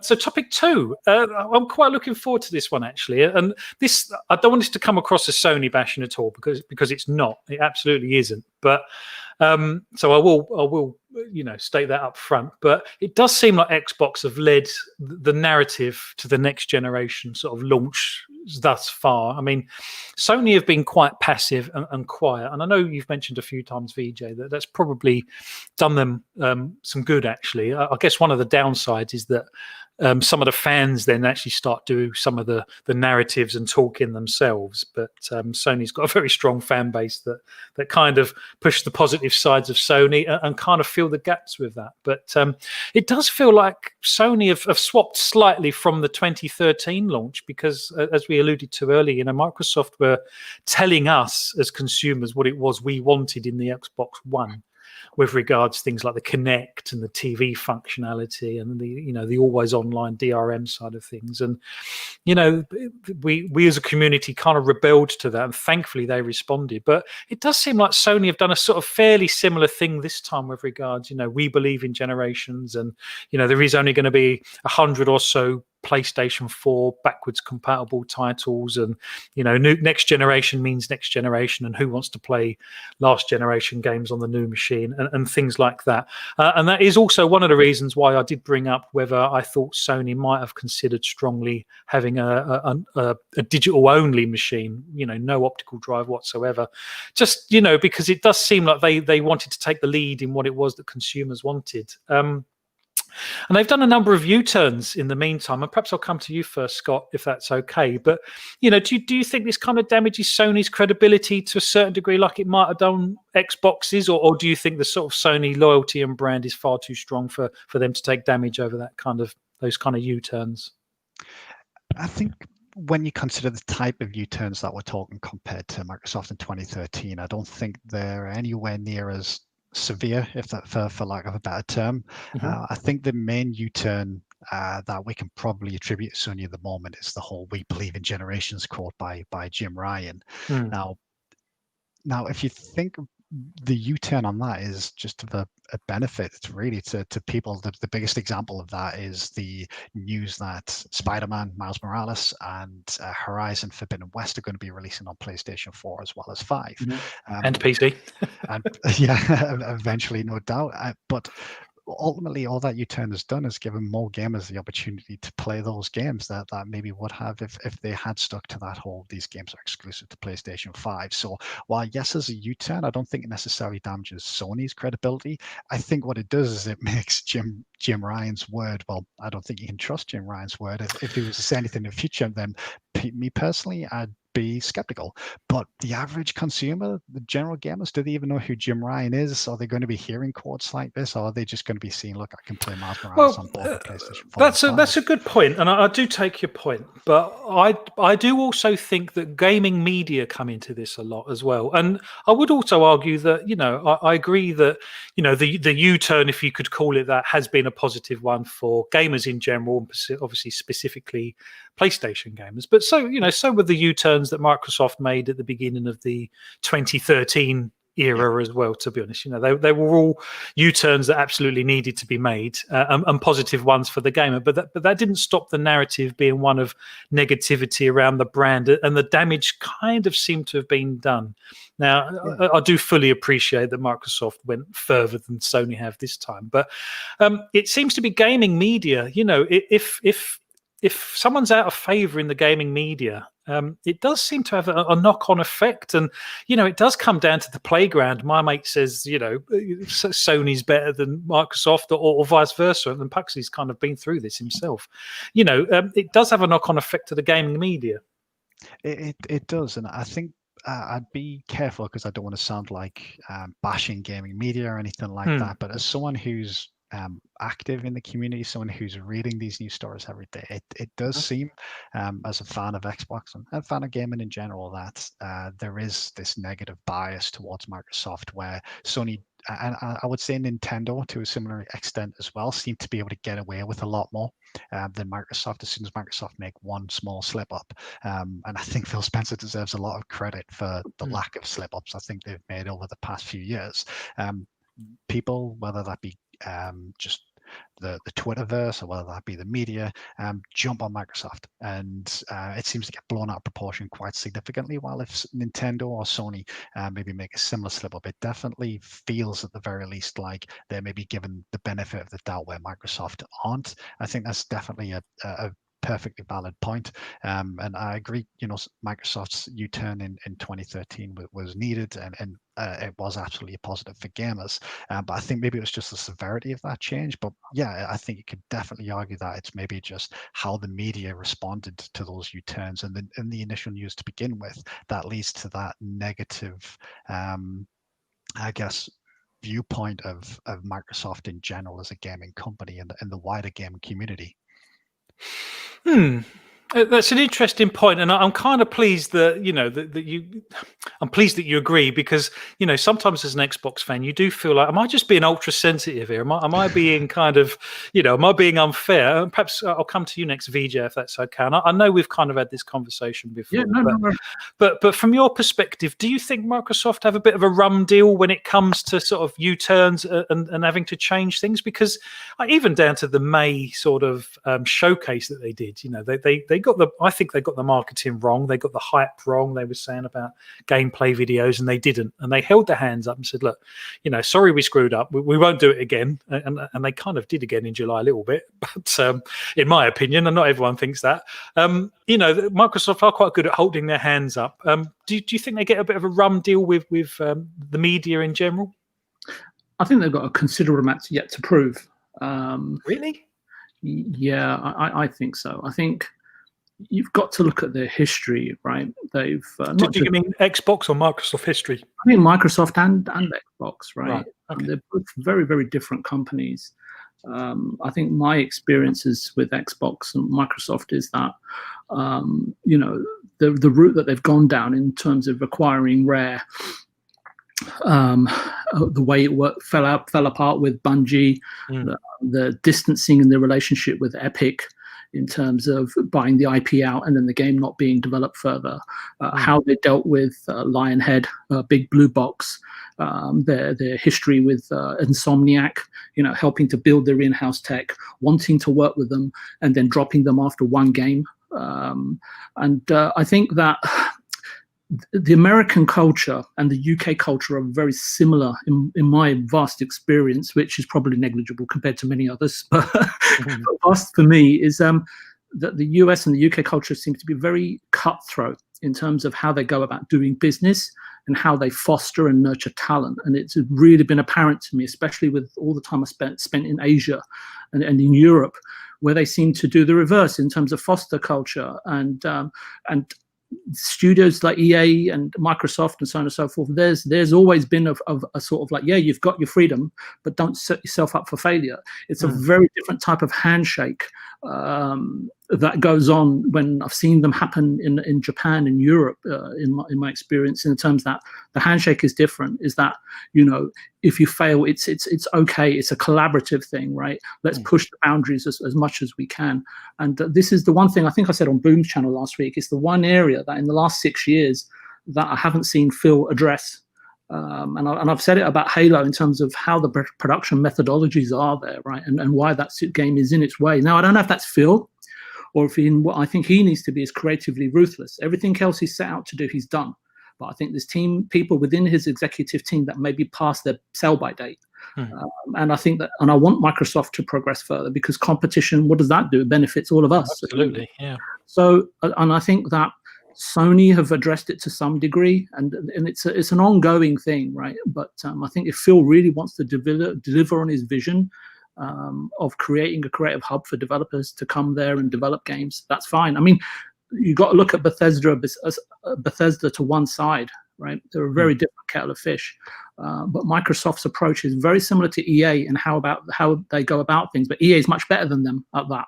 And the philosophies in Japan are far, far more different. And that's what I think is happening at the moment. So in terms of the continuous roadmap of really high quality content that shifts hardware is what they've got to do. Because sometimes I come onto the podcast and listening, and every other podcast, and maybe all of them, is like Cyberpunk's mentioned as, when does Cyberpunk come to Game Pass? Now that Halo's out of the picture, when is Cyberpunk coming? And is that really what we've all really got to look forward to in the next 6 to 12 months? And that's kind of worrying. And Sony's, let's be honest, they haven't let consumers down since the PlayStation 1, arguably, right? But this time around, I see Ratchet & Clank, Spider-Man. You don't have to be a fan of those games. You see God of War, Horizon Zero Dawn, all coming out within potentially 12 months. I've never seen that happen from Sony before. They're on a very different trajectory to Microsoft. And sometimes it's very hard to compare Sony and Microsoft because Microsoft have re-emerged from abject failure. And I think that they've taken advantage of that in a fantastic way in terms of reigniting and re-implementing themselves into the video games industry. I think it's fantastic. Where Sony have got a very distinct and different challenge on their hand, and they're so heavily invested in their studios in terms of money and very, very high risk projects which have got to hit. Where Microsoft have gone, you know what, we'll throw in a subscription model, right, which no one else is doing, and let's see how that pans out. And we'll fill it out with indie games, we'll fill it out with B games, but we need AAA games as well to hook punters in, and we need IP. But they've acquired so much IP in the past, and I would say it's arguably now it's at diminished value, right, until they can reimagine those IPs. So I see Playground Games as a fantastic studio that they've got on hand, but the others I'm not sure yet until we actually physically play the games. But definitely I would say that Microsoft are set up to have far more success this generation, but not at the expense of Sony and Nintendo. I think it's in addition to. But that's, I mean, it's a very interesting take, because obviously, you know, with regards to the media and the positivity or their support for a particular platform, you mentioned developers quite a lot. Do you think that the media, you know, take on board the sort of plight of developers then, and what Microsoft have done in the past has led them to bias? Because there's been a few people in the chat saying, you know, there's obviously just going to be Sony biased people in sort of gaming media, as you know, as there is probably Xbox biased people, I guess. But you know, do you think the gaming media sort of take what Microsoft have done to devs to heart then, and take that on board as a collective opinion? I think I've been reading the media, and I don't subscribe to any of it. I think that the people in the chat, I think the listeners, I think the people on this panel, the other chats and panels and listeners that are far more intelligent than we give people credit for. And I think we look at everything far more analytically. What it seems to me, and I think somebody mentioned this earlier, I think it was pre-chat or when Puxley mentioned something about this 72%, you know, pre-order advantage that Sony's got. I just find that maybe it's a common thing that everything in the media is done by chat. There is the grain of truth, but it's not enough to warrant a click. They probably told you in one sentence, but they extrapolate it and they put everything in there in order to attract clicks from a fan base, a segment or a portion of the audience, right? So if you're smart enough, you have to be able to look through all of the noise and say, okay, what is fundamentally right here? And I think Scott analyzed it and broke it down fantastically, right? In terms of, no, this is, if you look at it, if you spend, instead of reacting to it and building a narrative around it, if you actually break it down, there's actually nothing there, right? Fundamentally speaking, right? And correct me if I'm wrong, Scott.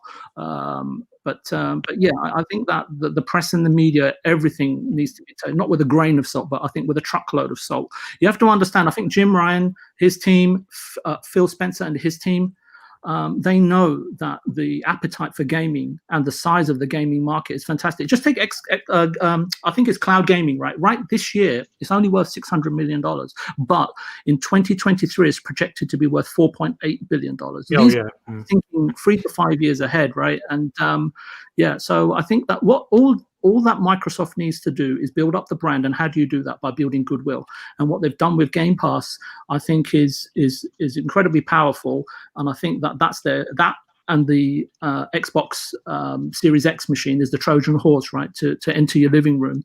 And then how things pan out further down the line based on analytics in terms of what people are playing. Are they playing AAA? Are we making more money from indie games? Are we making more money from B-grade titles? Because the appetite's like that. And it's no different to Amazon and to Netflix, right? There are some good contents there, but everything else is kind of, you watch it, but it doesn't remain with you, right? We digest it and then spit it out. It doesn't sort of, how can I put it, sort of stay with you in terms of that was a fantastic experience, right? It's more so, okay, what is there to entertain me?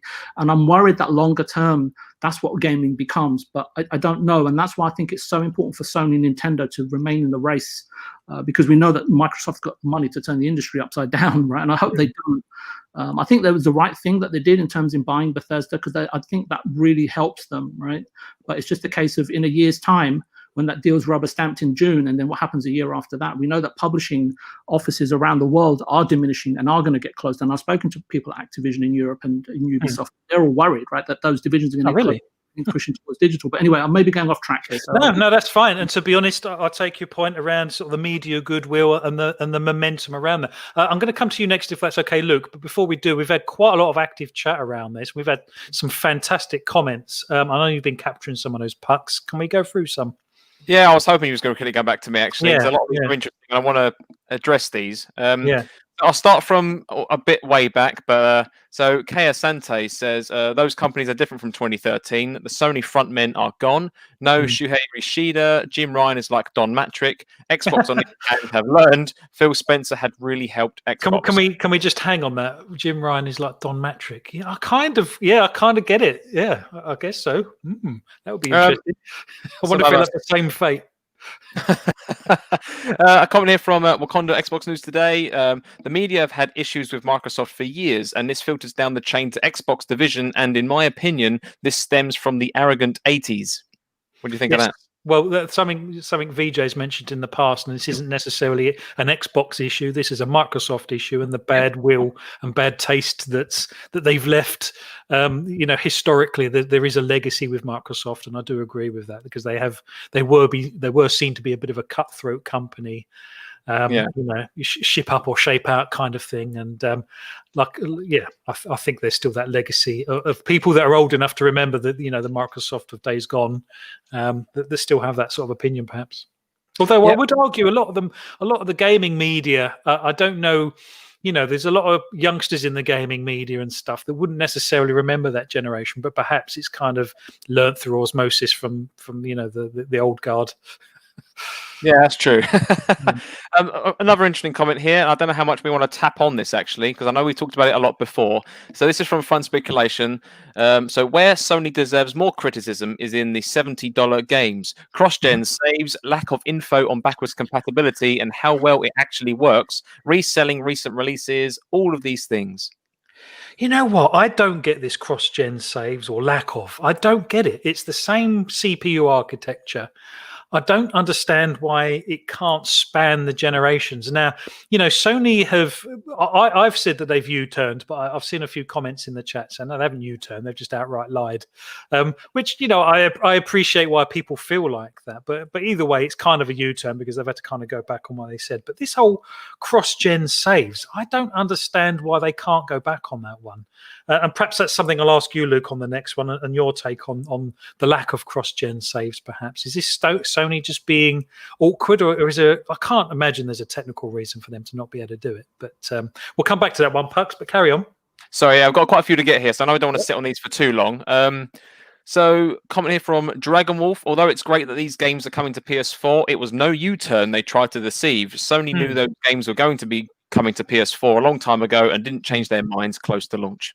I guess what I mean is that the whole generations thing. They said that there was only going to be 100 backwards compatible titles coming to PS5, but now apparently there's 99% of all PS4 titles will work on PS5. So that's kind of the angle I was coming from, because that's a recent story that dropped earlier this week, I believe.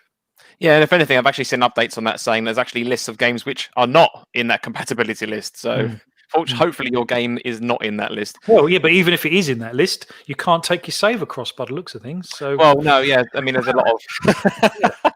yeah. Another comment here from Parksy1972. Do you think it's because Sony is the market leader? Media are scared if upsetting Sony and their fans. You don't bite the hand that feeds you. Oh, it's a very valid question and quite a that could be quite a deep topic, I think, couldn't it? Yeah, that would be interesting. And to be honest, you know what? We should really have someone from the gaming media on this show one day just to see how it works on the inside, because our VJ is probably the closest we've kind of come or have to sort of insider kind of knowledge when it comes to how the sort of gaming industry works. So I appreciate we are outside spitting in.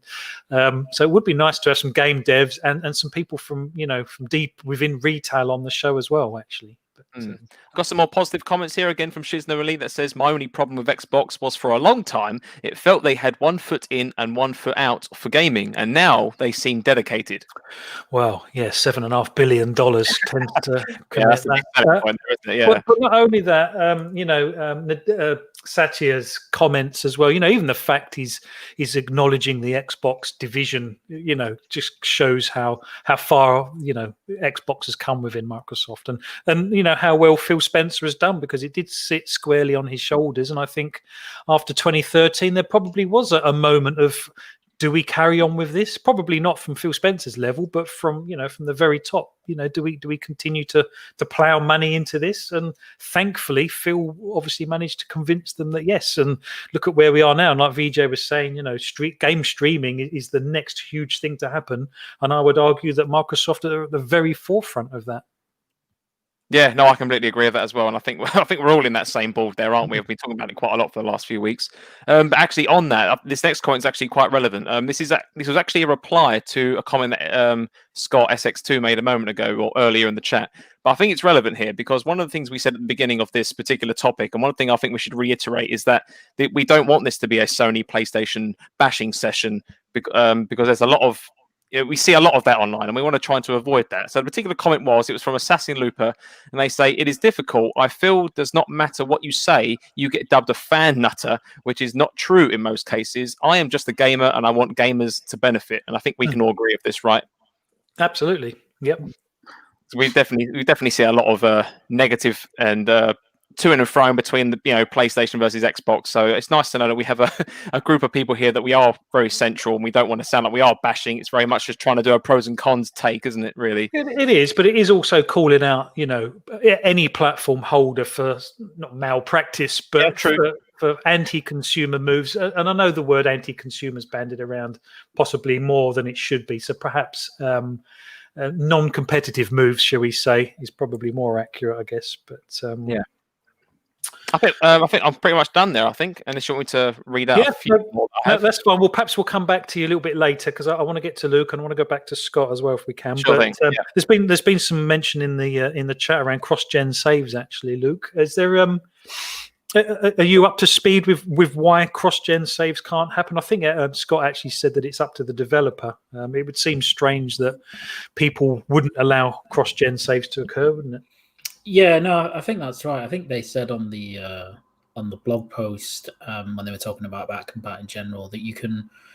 So I think there's two different things. So you can transfer all your game data and game saves from a PS4 to a PS5, and then obviously if you're running a PS4 game in back compat, you would have your save. I think the cross-gen element, I suppose, is for cross-generational games specifically. And that's a developer-led choice, apparently, according to Sony. So that just depends on if the developer enables that cross-save. I don't understand why the difference between Sony and Xbox, though, because it doesn't seem to be a developer-led thing on Xbox. It seems to be a Microsoft-led thing. Yeah, I guess it must tie in with their smart delivery system. I suppose. I guess that's Microsoft have a front for that. I guess, and that's. I guess they also have a unified online service as well that I guess all of your saves are pushed to. I'm not sure quite how it works on the PSN. In all honesty. Yeah, I think. Certainly if you're a PS Plus member, I think all your saves go into the cloud. But yeah, it's a little strange. I don't know why there's not. I don't know why that particular cross-generational save element is just left up to developers, and I would expect developers will choose to utilize it because why wouldn't they? Particularly if they're already offering, for example, a free upgrade. If you buy the PS4 version of the game, and you get the PS5 version. But it is strange that it's not. Not strange, but just a little off that it's not a completely ubiquitous concept like it seems to be on the Microsoft side. Like I say, let's not call it anti-consumer, but let's call it non-competitive because, obviously their competitor is doing exactly that. And it's good for gamers, a bit like what Pugs was saying in the chat. It is good for gamers. We win if we can do that. And you know what? Strangely enough, I was thinking this while I was playing Titanfall 2 here. I'm thinking I've never actually played this game, much to my shame, actually, because it is one of the best games I've played this year, in all honesty. I absolutely loved it.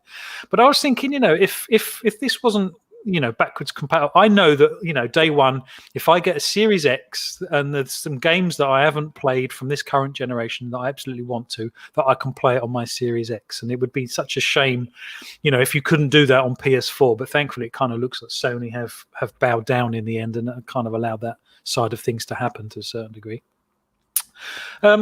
Scott, this is a strange one. Microsoft I don't know if you've seen the story, I'm sure you have. They've kind of struck a deal with GameStop in America.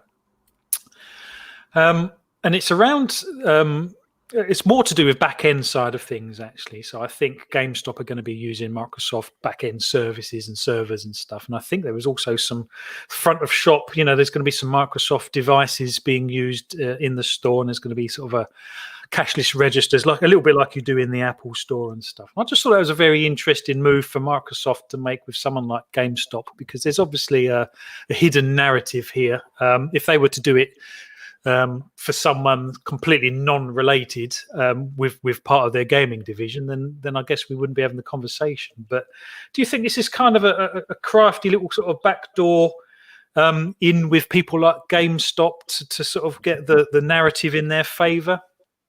Yeah, it's an interesting question there, Phlapp. So I think the first thing it's probably worth mentioning that when the pandemic first came about earlier in the year, Microsoft actually shut down the vast majority of their physical stores. So they, at this moment in time, actually don't have their own physical presence like they did 12 months ago. So I think this is Microsoft's way of just getting back that physical presence that they lost as part of the global pandemic. I don't think it's going to make such a significant impact on things like sales. It will be interesting to see really what sort of difference it makes. I think the biggest factor from Microsoft's perspective is GameStop will be offering the Xbox All Access program, which I don't believe they do or did prior to this particular announcement. And you may see, if you go into stores, GameStop employees pushing that sort of program ahead of maybe purchasing a console outright, depending on what that agreement is. Now, I've personally never worked in games retail, so it's difficult for me to relate. But I'm sure you and the rest of the panel and chat have heard some horror stories about maybe what it's like working at a place like GameStop and how they're pushed to sell certain things, and they've got targets related to things like maybe accessories or other elements of upselling when customers come in. And it'll be interesting to see if maybe that's part of the deal. Are employees going to be advised to push anyone that comes into the store to go towards Xbox, and particularly Xbox All Access, over another console, obviously likely the PlayStation 5. I don't think it's going to have too much of a significant impact, and I think maybe a lot of people maybe blew the story out of proportion when I first read it. I think a lot of people made it sound like almost like Microsoft were taking over GameStop. Yeah. While it might be one of those things like, if you remember when it was announced that Sony were going to be using Microsoft's Azure servers, and there was a big deal made out of that at the time, but ultimately we haven't really heard anything of that since, and it's just something that's going on in the background that we don't really notice. I wonder if it's going to be something similar to that, where the announcement's been and gone, and then we as gamers and members of the community don't really notice. But it's difficult to say, and it'll be interesting to see how that pans out over time, and if it does impact Microsoft's presence within those stores. Are they going to be more prominent? Or is it going to lead to bigger Microsoft stands within these stores and smaller Sony stands, for example? It'll be interesting to see how that goes. I completely agree, and I think it was overstated. And I'll come to you next, VJ, if that's okay. Sure. So there's a couple of things here for me. I agree. GameStop probably sell a fraction of the total amount of consoles sold in the US. So like you say, if they can push a few extra customers Microsoft's way, it's not going to make a huge deal. But it was the intent behind it that kind of interested me a little bit. And does it stop with GameStop is kind of a question I was considering myself. And also, I've got a comment. I've got a comment here if I can add to that. Yeah, go on. So an actual comment came in on the chat from Puxley 1972, and they say, someone on another podcast I listened to was a store manager at GameStop. He said that the Xbox brand will now be the first thing you see when you enter their stores. At the moment, Xbox is at the back. Well, thank you. Thank you, Puxley. That kind of answers one of my questions I was going to pitch to kind of VJ, really, because I was thinking, is this, how much of this deal is the Xbox division involved in, or is this just purely a Microsoft deal with GameStop? But obviously, Microsoft are going to want to push their own brand. I find it quite interesting. Is this a statement of intent? I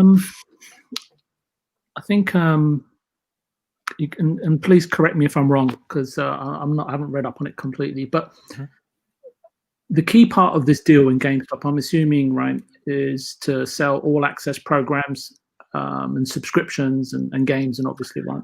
It's one of the parts, yeah.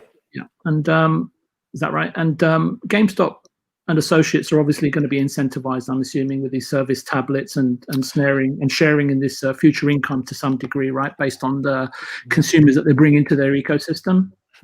So there's obviously been no disclosures in terms of how this is being financed or structured or dividends, right? So I couldn't find anything into relation to that and how it helps GameStop. It almost seems like Microsoft overnight. Obviously, I think Scott mentioned that they closed down. I think it was 600 stores globally. Microsoft did, and now they've opted for, rather than owning or paying a lease on bricks and mortar, they basically have in-store point of sale reps. Not a new concept. It's been done in England throughout the 90s and 2000s. Basically, so in-store point of sales reps for Microsoft products and Xbox products. I would assume, not just Xbox. As I said, it's not a new concept. It's been around for decades, even in the tobacco and alcohol industries throughout Asia. I think it's an important move for Xbox at this specific moment in time, in terms of building up their brand, as we've spoken about, getting awareness towards what they are doing, and that they're re-entering the gaming industry with a much stronger approach this time, if we can put it like that. Well, momentum. It's the momentum that they have, isn't it?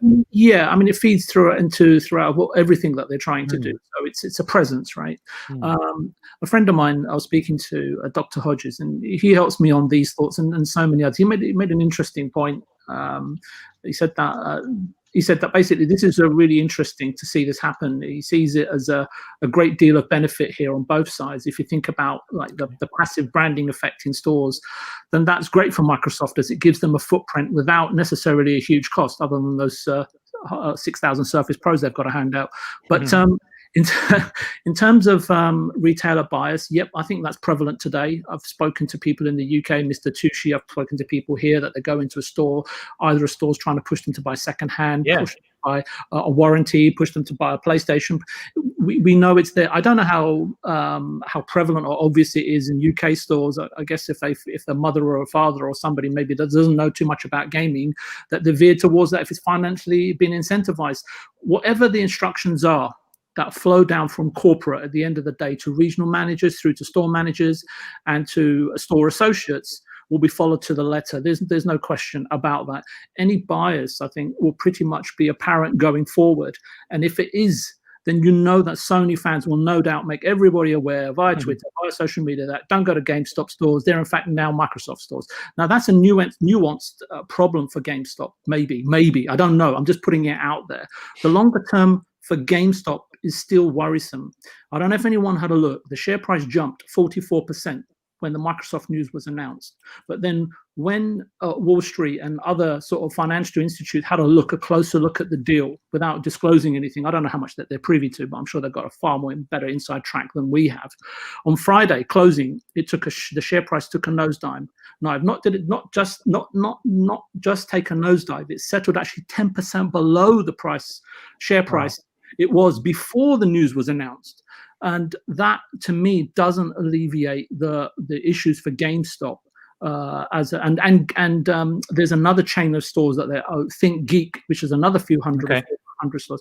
But the stores are becoming less and less important. That's why I say for Microsoft is that they've done this, they've made it happen, and if there are distressed retailers over the world that might be influenced to do the same thing, they may do. But you know Microsoft, right?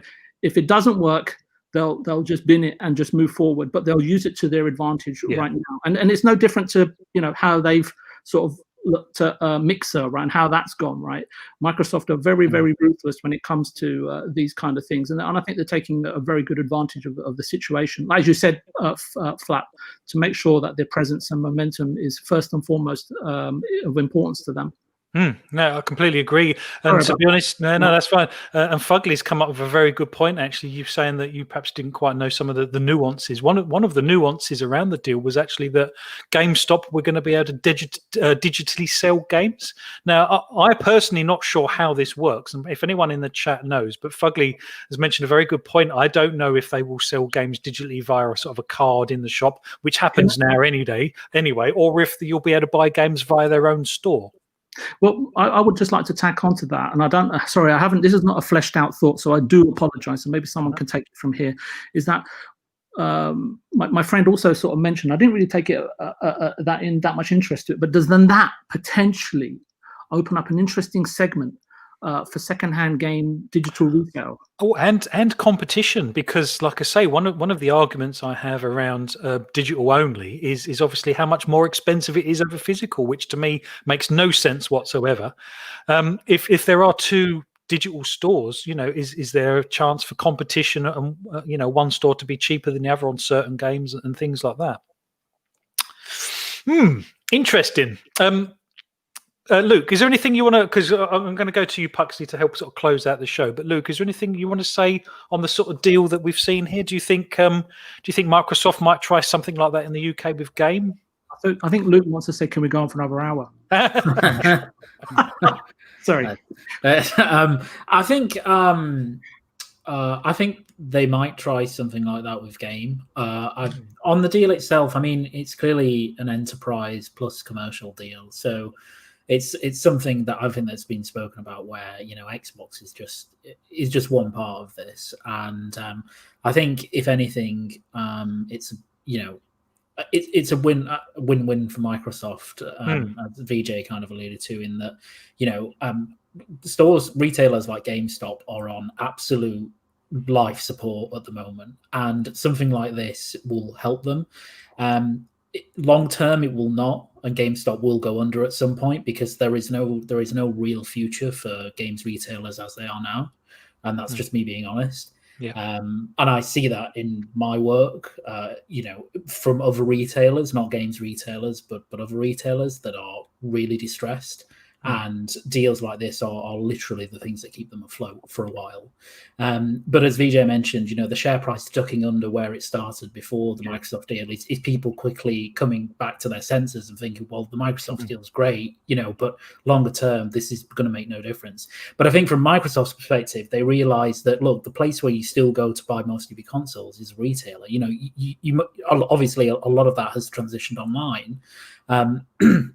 But it's still quite an important part of most people's lives. And if you can get in there early and you can brand stores and get stores, kind of all branded Xbox, then it's helpful to them. And it's probably something that's not really going to cost Microsoft a lot, but the upturn at the start of a generation might be quite significant. It's a business deal. They're gonna make money out of it, aren't they? It doesn't cost them anything.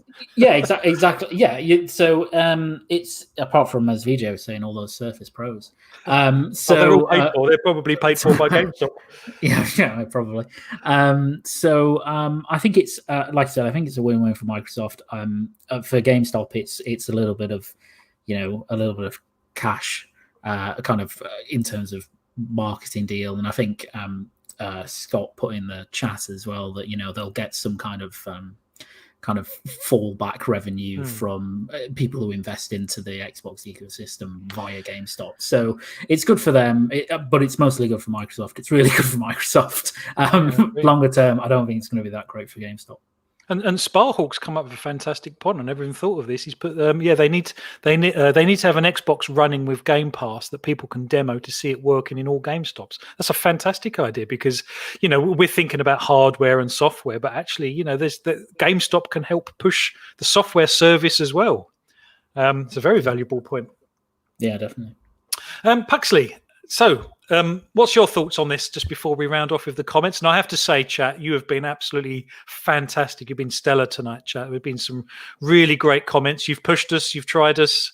It's been lots of to-ing and fro-ing and stuff, and it's been absolutely great. But Puxley, what's your take on the deal first off? Well, it kind of very similarly to what most people have said, but again, Wakanda Xbox News today messaged me in the live chat earlier saying that obviously with the GameStop stuff, it's the same here in the UK. I mean, bar VJ, we are all in the UK, so I mean, I could say whatever I want about GameStop, but if I'm perfectly honest, I am not in America, so no, that's a fair point, and I did kind of qualify that with I should have possibly directly asked the question, but I was going to ask do we think Microsoft will expand this to game in the UK? And I know Luke had to go on that one. Yeah, it could have ramifications elsewhere, couldn't it, outside of the US? Yeah, I mean, similar to GameStop in the US. I mean, Game have been given a lifeline a number of times, and I think they've gone into, almost like liquidation twice in their life, and they've kind of been saved from the brink a number of times already. So, I mean, I think they're okay at the moment, but with regards to GameStop, I don't really think I've got much more to add. But I'm kind of coming at from the context from the UK base now, where that's fair enough. Wakanda was saying. Sorry, I was meant to say earlier. So Wakanda was saying that the Game in UK do the same with regards to PlayStation is pushed and Xbox is almost on the back shelves. I mean, I'll tell you what does happen. I'll tell you what does happen in most games I've been to. You tend to have Xbox on the left, you have PlayStation on the right, but what you do have is you have a shelf in the middle that's facing the door, and that is always PlayStation. Well, to be fair, I mean, my local game is slightly different. So, yes, you're right, there's two shelves. But as you say, on the left-hand side is the Xbox shelves. And I usually get the Xbox version of the latest release on the left, on that front-facing one. And then the PlayStation version of the game on the right. And then my local one in the middle, strangely enough, is all the Nintendo stuff. Do you know that whether it's a game, whether it's, that I have the top 10, 1, 2, 3, 4, 5, those slots, window displays, all of those slots where everything's positioned but GameStop sells all of that real estate. Nothing is there nothing is there by this is how we design our stores. Every single bit of square footage in those stores is sold. So it's the highest bidder. Yeah, I mean, if you're like Bethesda and you've got Fallout 4, they'll say, hey, look, we've got this game coming out in June. We want to have the window display. But if EA comes in and says, no, we're taking it for double the price for FIFA, it's going to EA. How about platform holders, though? I'm sorry? How does that work for platform holders? What if Microsoft want to push, sort of Flight Sim or something like that? It purely comes down to economics. If Sony is 28% of your business, you're going to do business with them, right? Right. It's just like publishing, magazine, marketing. Someone says, I want a cover wrap. And they say, yeah, sure. And then someone else steps in. I've seen it happen so many times. They said, oh, sorry, we forgot. We've already given that to somebody else, even though they haven't. It's just that they've had a superior business partner step in and say, hey, look, I mean, it happens everywhere in every industry. But just so you know that it's not by design in terms of by store managers or anything like that, or corporate. Okay. Every single square footage, when you go into a GameStop, know that it's being paid and bought for, just to make sure that they have the primary presence, depending on whether or not they've got a new system launch, a new game launch, accessory launch, etc., etc., etc. Sorry. Anyway, sorry. Sorry, Shinzo. I didn't mean to push that on the screen. It's a fair comment. Let me just take that off. Yeah, it was a fair comment. Yeah, no, absolutely fair point. And I guess this is the whole kind of theme of this second topic is the Xbox momentum, and it's kind of why we started on the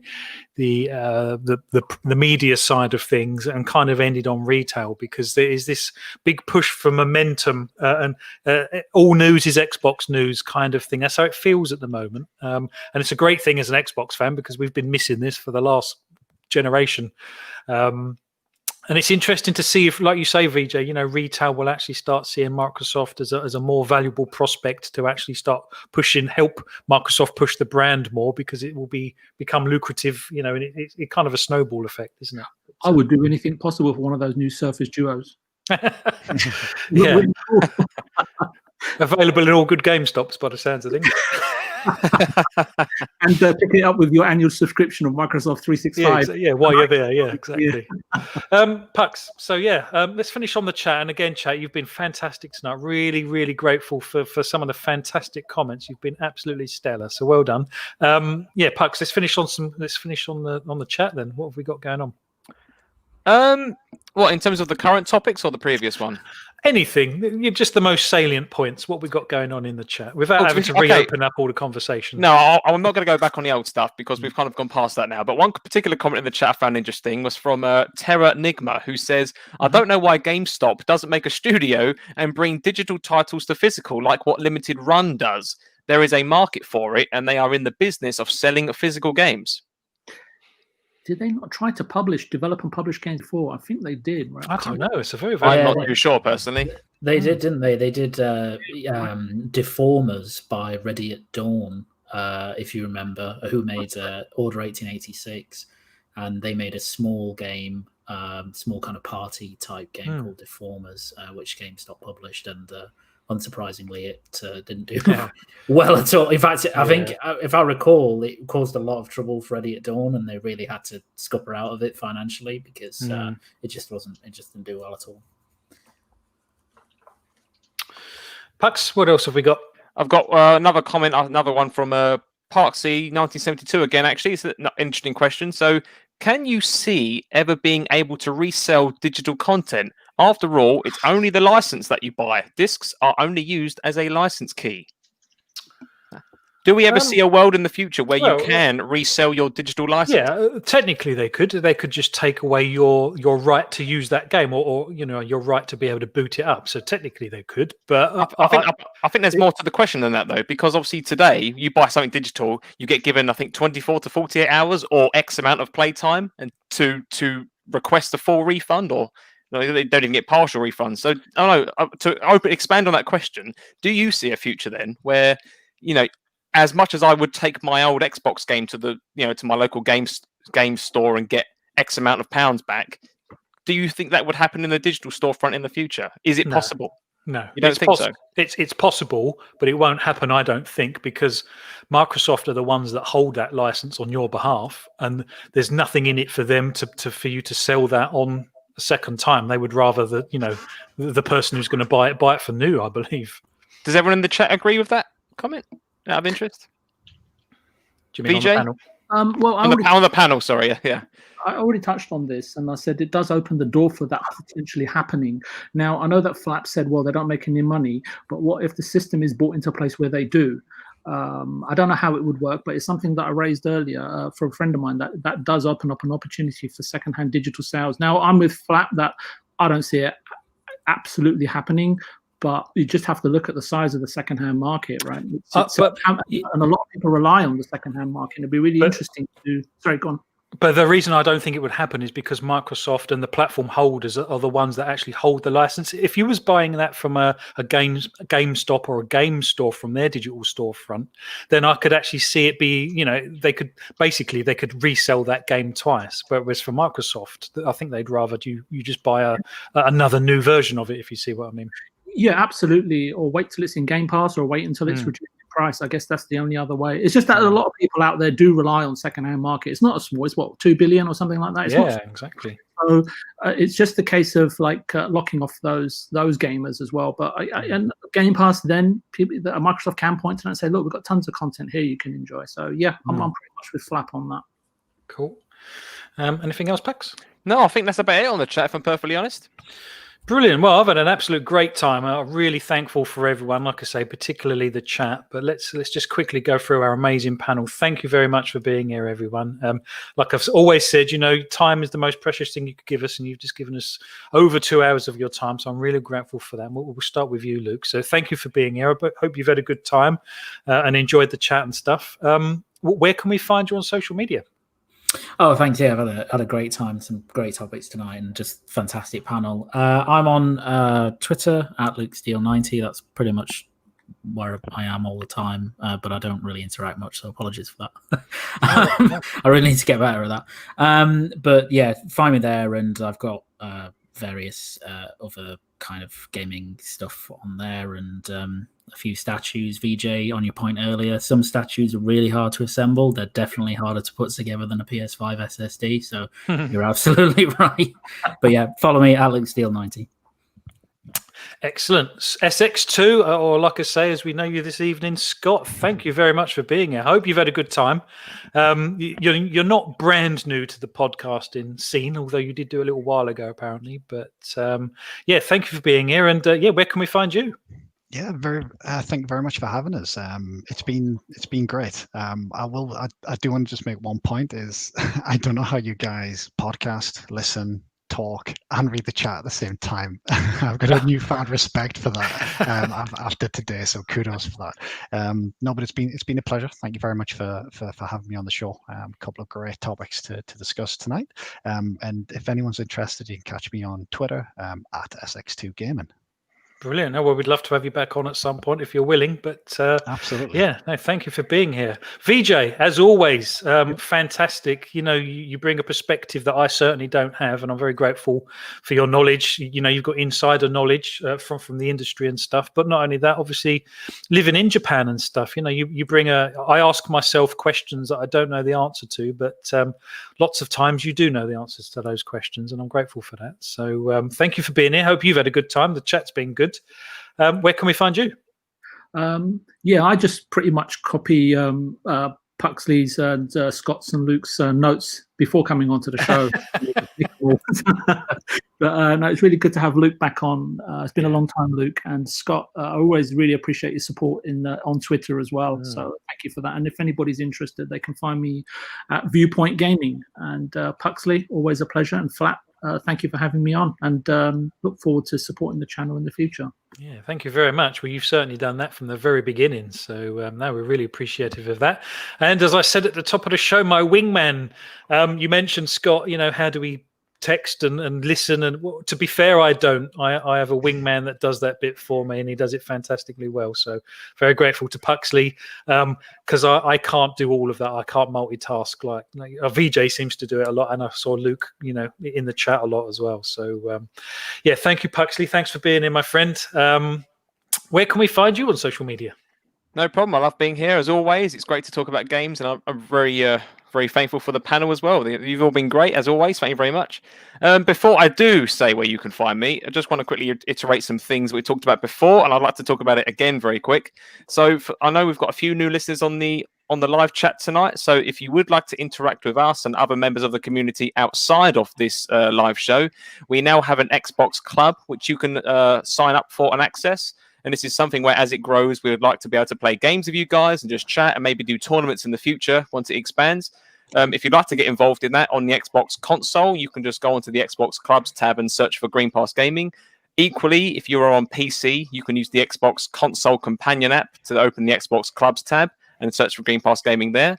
And also, something that we're now trying to keep more better attention to is that we are aware that not many people, or not everyone, I should say, uses or wants to use Twitter to keep in touch with us. So if you do not use Twitter, but you use Facebook, we now have a Facebook page, which is at Green Pass Gaming as well, which you can search for, and you can follow us and like us there for the same news that you would see on Twitter, but it's elsewhere. Outside of all that, you can find me on Twitter at PuxleyAR. And again, if you join me on Xbox Club, you can also find me on Xbox as Puxley as well. Excellent. Well, thank you very much. Just a quick shout out to the chat. We've got Fugly, Wakanda News Today, Pong Soul, Indie Gamer. I'm just quickly going through Mr. Tushi, Dragon Wolf, Shizno Elite. I've missed many people, and I apologize to every single one of you that I've missed. But thank you for being here. We have got 29 days until the next generation is with us, and that's very exciting. And we've planned a next gen Eve show with Fun Speculation and Fugly. They're going to be on that show, and that's going to be on the 9th, so really excited for that one. Thank you very much for being here. I'm Phlapp. You can find me at Phlapp2. You can find us on Twitter at Green Pass Gaming, and thank you for being with us, and we'll see you on the next one.